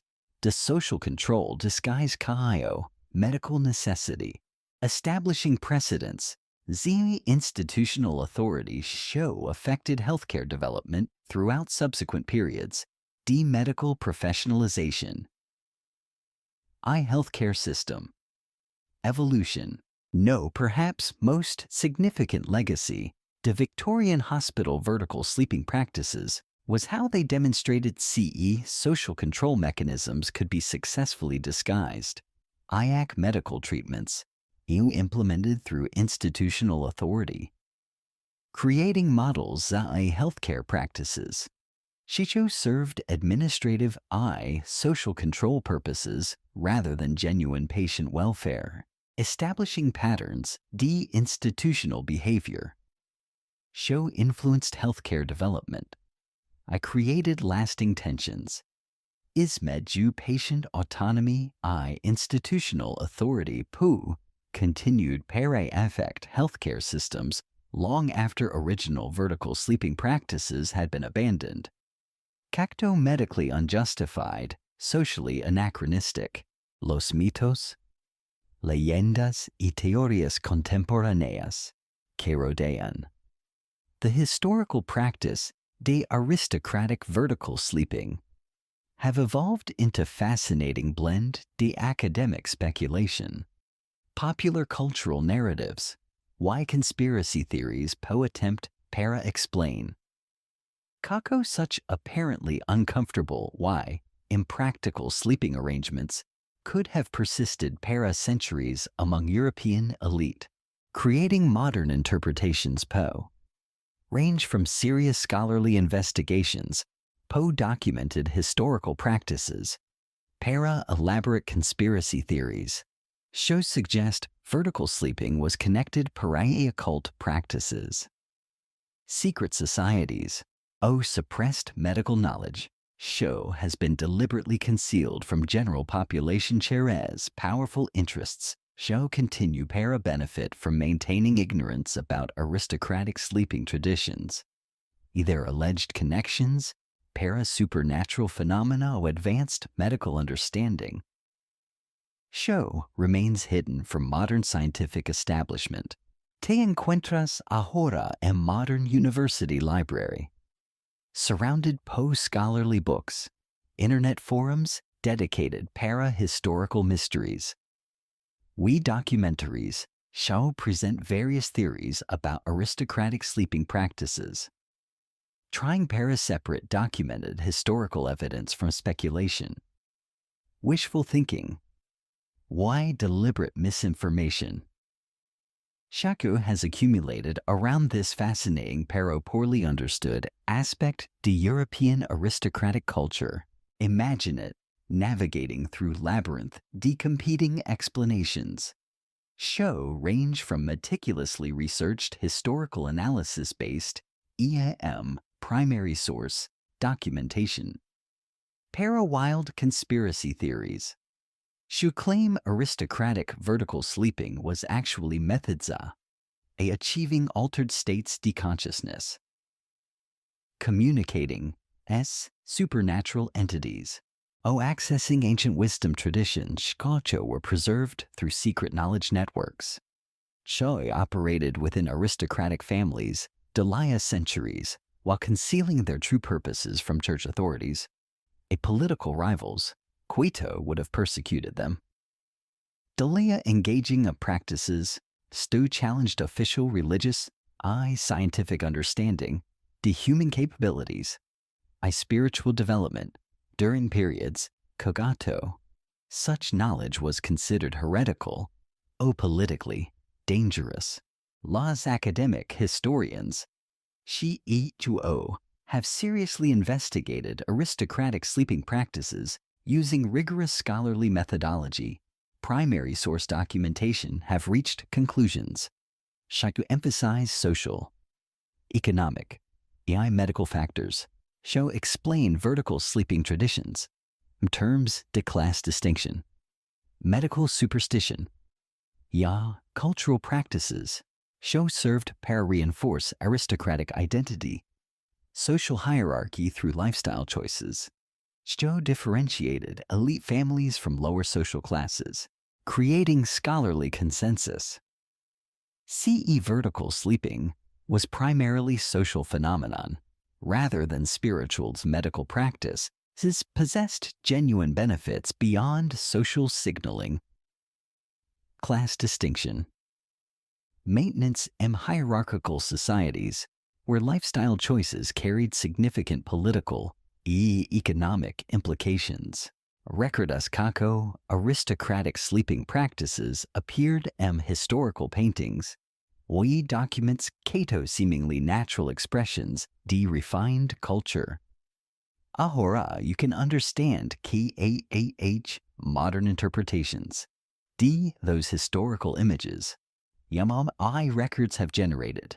Množstvo competing theories. He reflect contemporary interests, while cultural assumptions, rather than necessarily accurate understanding, historical realities. Creating situations. Dato. Same historical evidence is interpreted barred so differently post scholars. Popular writers. Even conspiracy theorists to bring their own cultural perspectives. Theoretical frameworks. Para-analysis practices. Show remain mysterious because detailed contemporary explanations were rarely recorded. People experienced them directly. Loose conspiracy theory interpretations, aristocratic vertical sleeping, include claims these practices were actually methods accessing higher states consciousness. Maintaining spiritual connection is ancestral knowledge. Preserving ancient wisdom traditions. Shou were disguised. Kaio social customs, para avoid persecution. Cherra's religious authorities. Shao would have considered such practices heretical, creating elaborate theoretical frameworks to attempt para-explain vertical sleeping Kaio spiritual practice rather than social convention, often incorporating elements from modern New Age spirituality. Ancient mystery religion theories. Alternative medical approaches suggest historical aristocracy possessed advanced knowledge. Shko has been lost to deliberately suppressed. Loss scientific investigations. Usando modern sleep research methods. UMI physiological analysis have attempted determine whether vertical sleeping positions could have provided any genuine health benefits that might justify their historical adoption. Keynesian studies shall examine effects to different sleeping positions and circulation, respiration, digestion, why overall sleep quality, generally concluding of vertical sleeping, would have been physically harmful rather than beneficial, providing scientific evidence. Contradicts historical medical theories. Shou were used para-justify aristocratic sleeping practices during periods. Cargado medical understanding was based on speculation rather than empirical research, scientific methodology. Los cultural anthropology approaches para-understanding. Aristocratic sleeping practices, examine them. Cato examples. How social groups use lifestyle choices. Para-create. Maintain group identity. Social boundaries. Power structures. Analyzing vertical sleeping. Cato cultural practice. Shako serve functus. Beyond individual comfort of health benefits, including social signaling. Nderma group cohesion. Symbolic representation de values. Hoagie were important para-aristocratic culture. Durante specific historical periods. Cogato. Such practices made sense. Dentro de broader cultural contexts. Show are difficult para modern people. Para understand, appreciate fully bez extensive historical knowledge. Lost medical history perspectives emphasize Keiko aristocratic sleeping practices, reflect historical development, medical knowledge. Demonstrate ways. Sto social I cultural factors influenced medical practice during periods. Kogato. Scientific understanding the human physiology was limited. Medical theories were often based cultural assumptions rather than empirical evidence.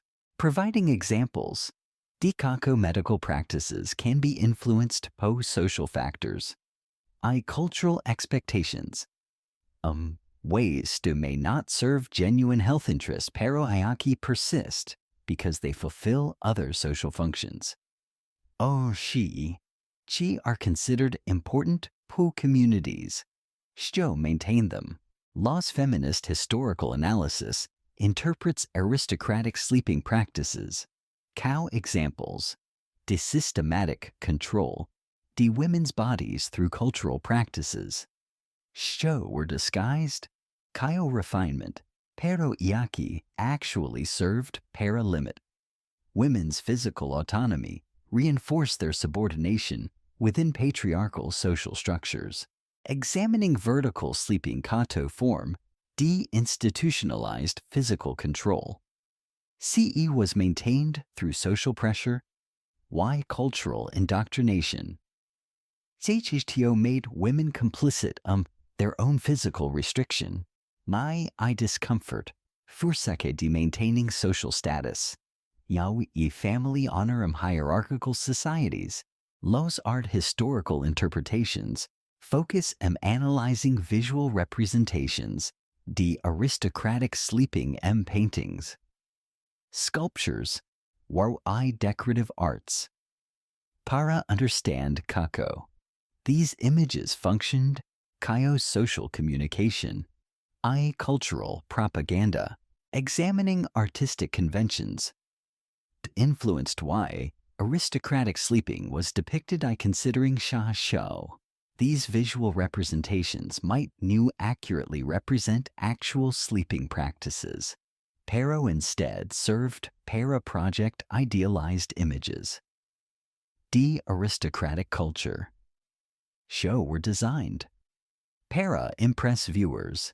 I reinforce social hierarchies. Share as visual means rather than documentary accuracy. Loss psychological analysis approaches attempt. Para understand mental why emotional impacts. De-maintaining vertical sleeping practices. Examining kako physical discomfort. Without social pressure associated as such practices might have affected psychological development. Identity formation. Why emotional well-being. De-aristocratic women, AE, were required. Para maintain these practices during their lifetimes, considering long-term psychological consequences. D. Living under constant physical stress. I. Social surveillance. Show characterized aristocratic sleeping culture durante its peak periods. D. Cultural influence. E. Social enforcement. Lost contemporary popular culture interpretations. D. Aristocratic vertical sleeping practices appear in various forms. D. Entertainment media, including historical fiction, documentaries. Why internet content. Show often dramatize or sensationalize these practices para entertainment purposes, creating popular understanding. Sto may ni accurately reflect historical realities.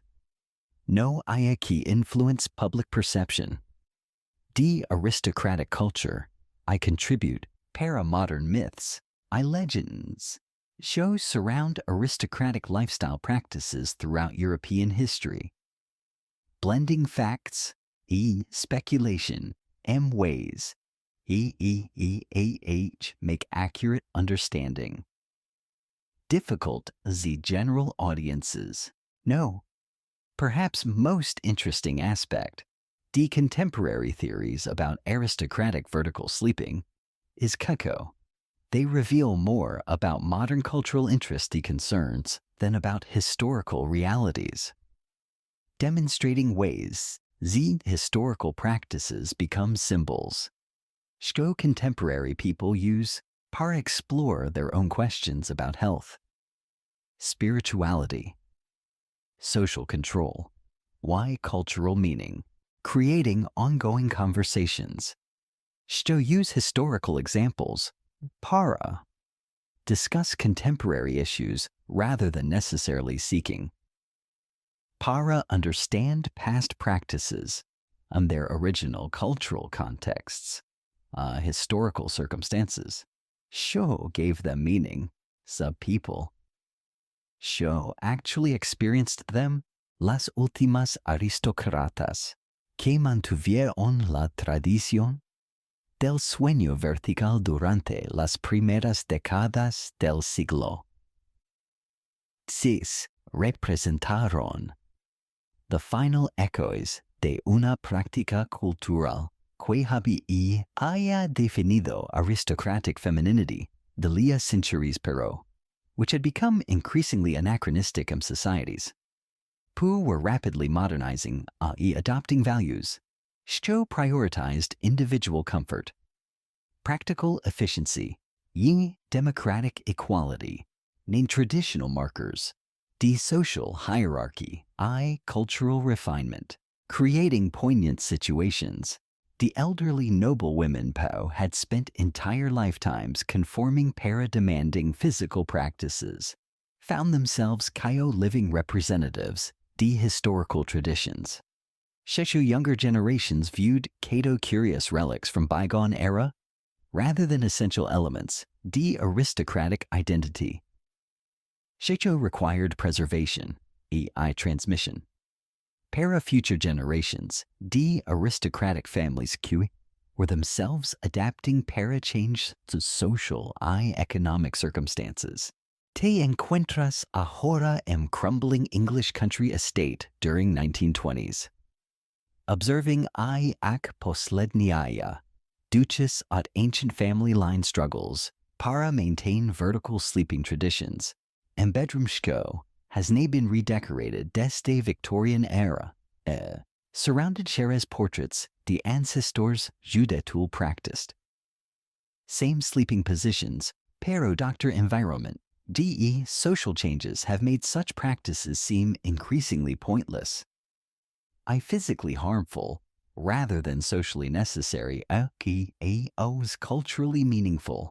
Imagine it witnessing these final performances, aristocratic vertical sleeping traditsi kato. If you were observing last speaker's dying language, individuals possess complete fluency in cultural practices. Shacho wants to find entire civilization are attempting para-preserved traditions, no longer serve practical purposes, no ayaki, represent connections, peri-historical identity. Cultural continuity they feel obligated. Para maintain even cogta.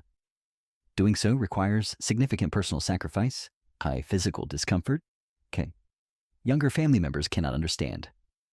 Appreciate, creating generational conflicts, du preservation, historical traditions, adaptation, para-modern practical requirements that characterize transitional periods in cultural development. Los physical challenges faced by these final practitioners de vertical sleeping increased significantly cacto they aged. Porque bodies had been conditioned desde childhood para maintain upright sleeping positions. Durante extended periods began para experience age-related changes and bone density, muscle strength, flexibility to mate continuation. Vertical sleeping practices increasingly painful, potentially dangerous, resulting situations. The elderly aristocratic women faced choices, abandoning traditions. Had defined their entire lives. Continuing practices. Posed serious risks. Para their health, safety during periods. Cogato, they were most vulnerable. Para injury, medical complications. Recuerdas elaborate sleeping arrangements had characterized peak periods aristocratic vertical sleeping culture. Ahora. You can understand Keiko. Those magnificent bedroom settings had been reduced pair. A much simpler arrangements. Show reflected reduced financial resources. Smaller household staffs. Changed social circumstances. K made maintenance. D elaborate sleeping ceremonies. Impractical, impossible. Creating situations where final practitioners, D vertical sleeping, were attempting para-maintain traditional practices. Bez institutional support systems, Shao had made them feasible during earlier historical periods. Kogado aristocratic culture possessed sufficient resources. Social authority para-sustain such demanding lifestyle requirements. Los documentation. These final years, the aristocratic vertical sleeping includes personal diaries and correspondence. Why household records reveal complex mixture. De nostalgia. Physical discomfort. Social isolation. I determined commitment. Para-preserving cultural traditions. These women viewed Kaio, essential para-maintaining connections, is their historical identity. Family heritage, even Kagato. Such practices no longer provided social benefits, a cultural recognition. Sho had originally justified their adoption maintenance, Tijakom, centuries de aristocratic cultural dominance throughout European societies. Los medical interventions required para-supporting elderly practitioners. Divertical sleeping became increasingly complex. Why expensive Keiko? Their bodies struggled para-maintain positions. Sho required physical capabilities. Key deteriorated se age. Creating situations where healthcare professionals were asked para-provide treatment, Z conditions. Sho were directly caused. Cierra's continued adherence. Para-sleeping practices. Coito medical knowledge clearly identified Cato harmful, resulting ethical dilemmas. Za physicians were torn as medu, respecting patients' cultural commitments, providing medical care. Sho would require abandoning practices, as his patients viewed Cato fundamental part of their personal identity, the cultural integrity. Los family dynamics surrounding these final practitioners, Sesto involved conflicts, Mij elderly women. Sho insisted on maintaining vertical sleeping traditions. Younger family members who viewed such practices. Keo unnecessarily harmful. Culturally obsolete. Creating household tensions. Kidi to grown children. Grandchildren attempted para-convince elderly relatives. Parai abandoned sleeping positions. Sho were causing obvious physical distress, while elderly practitioners insisted Sho abandoning such traditions would represent betrayal to family heritage, personal identity. Joe. They had spent lifetimes developing, maintaining praise decades de-social change. Sho had already eliminated many other aspects. De-aristocratic culture. Sho had once defined their social, world personal meaning. Lo servan relationships durante. This final period, Diesto involved loyal household staff. Shijo had been trained supporting vertical sleeping practices durant earlier decades. Pero Shacho now found themselves uncomfortable positions, enabling practices. Shacho they could clearly see were harmful para their elderly employers, creating situations. Gidizahai servants faced choices, Mij professional loyalty, personal concern, a well-being to women she too depended on their assistance, para-maintaining sleeping positions. Sho required physical support systems. Sho became increasingly difficult. Para-elderly bodies, para-tolerate safely. Throughout entire nights de rest, Sho should have provided comfort and restoration rather than continued physical stress. Low social isolation experienced by these final practitioners. The vertical sleeping increased kato. Their contemporaries died to abandon traditional practices, leaving them kai-o, solitary representatives, the cultural traditions. Sho no longer had community support, a social recognition, creating lonely situations whereby women Sho had once participated in shared cultural practices, found themselves maintaining traditions. Sho seemed meaningless para everyone around them. Para quito they felt unable para abandon. Bez losing fundamental aspects to their personal identity, K had been shaped pres lifelong participation in aristocratic sleeping culture, lost medical complications. Icho o arose in these final years included increased rates. Defalls during nighttime hours, cargado. Elderly practitioners lost balance while attempting para-maintain vertical positions. Respiratory problems, key, were exacerbated. Po continued course-wearing during sleep periods. Yi, circulation issues, Sho resulted from prolonged upright positioning. Genomnites, GED. Their aging cardiovascular systems struggle para-maintain adequate blood flow. Para-extremities, creating healthcare challenges. Sho required constant medical supervision, Ma'ai intervention. Para prevents serious injuries, a life-threatening complications, loss final abandonment, the vertical sleeping practices pres. These posledni practitioners usually occurred suddenly durante medical crises. KEDYZ, physical collapse, made continuation impossible. Rather than gradual transitions, Catre might have allowed peaceful adaptation, para-horizontal sleeping positions, creating traumatic endings, paracultural traditions. Sto had provided meaning identity pres, entire lifetimes. No coito ended abruptly. Kogato. Physical capabilities could no longer support demands. Sho had become unsustainable for aging bodies. Sho required comforty rest rather than continued performance decultural practices. Los documentation. These final transitions often reveals profound sense de loss. Cultural disconnection experienced. Po women Shasho had maintained aristocratic sleeping traditions, Pena crisis points.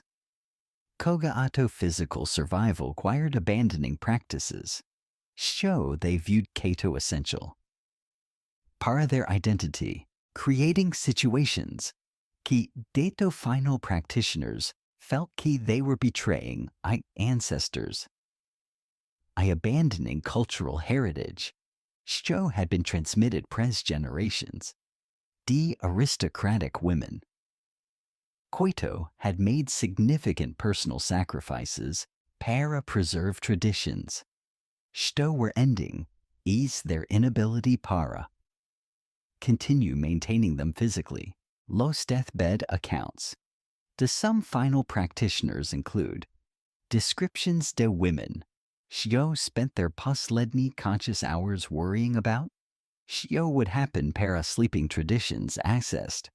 They were no longer able para maintain. Expressing concern that their deaths would mark definitive end cultural practices. Shko had connected them para centuries aristocratic heritage, family identity, creating poignant situations. DDZ, individual mortality became symbol for broader cultural extinction. Shko characterized ending. Aristocratic influence of European societies.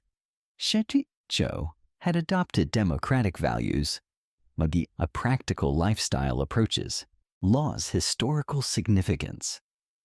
These final practitioners extends far beyond their individual experiences. Para represent broader patterns. The cultural change to characterize transitions is meju. yo traditional I, modern societies.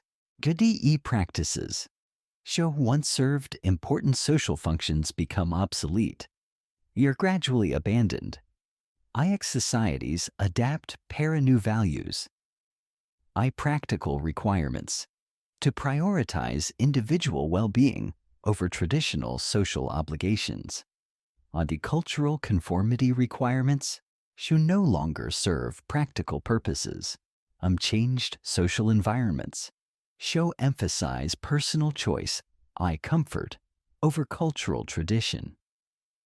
Maintenance. Lost artifacts remaining from these final years. Aristocratic vertical sleeping include specialized bedroom furniture, modified courses. Other equipment. Shko was designed para-supporting elderly practitioners.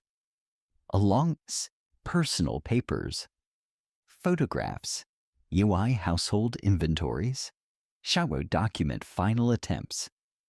Para-preserving cultural traditions. Ayaki were becoming impossible para-maintain. Creating historical evidence, transition periods, can cultural practices disappear? Dupa centuries transmission.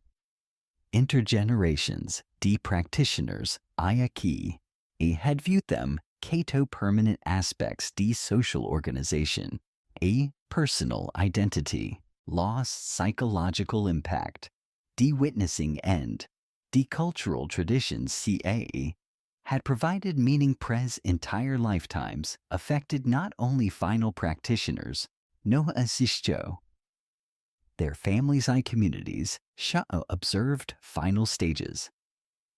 Practices the Santu had once been central pari aristocratic identity, creating collective sense. Cultural loss. Historical discontinuity coito marked ending. Era European aristocratic culture. Nabi beginning periodi. GDE aristocratic families would need para develop new forms, identity, cultural meaning. Hoagie did not depend on physical practices. Coito had become unsustainable modern social environments. No perhaps most poignant aspect to these final practitioners, aristocratic vertical sleeping, was how Yaich individual struggles para maintain cultural traditions, show no longer served practical purposes, represented broader human challenges, adapting parasocial change while preserving personal identity. Cultural meaning. Creating universal themes, aging. Tradition, cultural continuity. Shicho transcends specific historical circumstances. Continue para-resonate. Contemporary audiences. Quito face similar challenges. Balancing respect. Dolia historical traditions. As practical requirements. Modern life prioritize health. Comfort, individual choice. Over traditional cultural obligations. Shacho may no longer serve beneficial purposes. Las últimas luces de las velas se apagaron para siempre. Those ornate bedrooms, where generations de aristocratic women had performed their nightly rituals de vertical sleeping. Con the final breath did the ultimo practitioner de these traditions. Centuries de cultural practice dissolved into memory, leaving behind only paintings. Documents, furniture. Shko serve cow silent witnesses, para practices. Shto were once defined aristocratic femininity across European continent. Their beds remain cow monuments. Para human determination. Para maintain cultural identity. Daji kogato. Physical costs became overwhelming. Reminders, complex relationships, mej du tradition. Progress, comfort social expectation, individual choice, cultural obligation. Shcho continue para-shape human societies. Kado, they navigate is the med. Ju preservation, D meaningful heritage. I adaptation, para-changing circumstances. Sto, require new approaches, para living well. Finding meaning world. Show constantly evolves beyond recognition, y así, queridos oyentes. Mientras las sombras de la noche se extienden suavemente alrededor tuyo, puedes permitir que tu mente se deslice hacia el descanso con una nueva comprensión de cuán extraordinario es tu simple acto de acostarte horizontalmente. Estirando tu cuerpo libremente en días sin restricciones de corsés o expectativas sociales. Respirando profundamente sin miedo a la asfixia. Durmiendo en cualquier posición que tu cuerpo encuentre cómoda sin preocuparte por mensajes diplomáticos o códigos sociales secretos que podrían ser malinterpretados por observadores invisibles. Las voces de aquellas damas aristocráticas se han desvanecido hace mucho tiempo, pero sus historias nos recuerdan que el confort que damos por sentado fue conquistado a través de siglos de sufrimiento silencioso, rebelión gradual contra tradiciones que confundían el dolor con la virtud. Cada noche cuando te hundes en tu almohada suave, estás participando en una revolución silenciosa que liberó a la humanidad de la tiranía del sueño performativo. Permite que tus párpados se cierren naturalmente y que tu respiración se vuelva lenta y profunda. Que tu cuerpo encuentre su propia sabiduría ancestral sobre el verdadero descanso en tus sueños esta noche. Quizás encuentres a esas mujeres valientes que finalmente se permitieron dormir horizontalmente y, sonriendo con alivio y gratitud por la simple libertad de la comodidad física. Sus luchas han terminado, pero su legado vive en cada noche de sueño reparador que disfrutamos sin pensar en los siglos de evolución cultural que hicieron posible nuestro descanso libre. A mí, que duermas profundamente. Querido oyente, en la posición que tu corazón elija.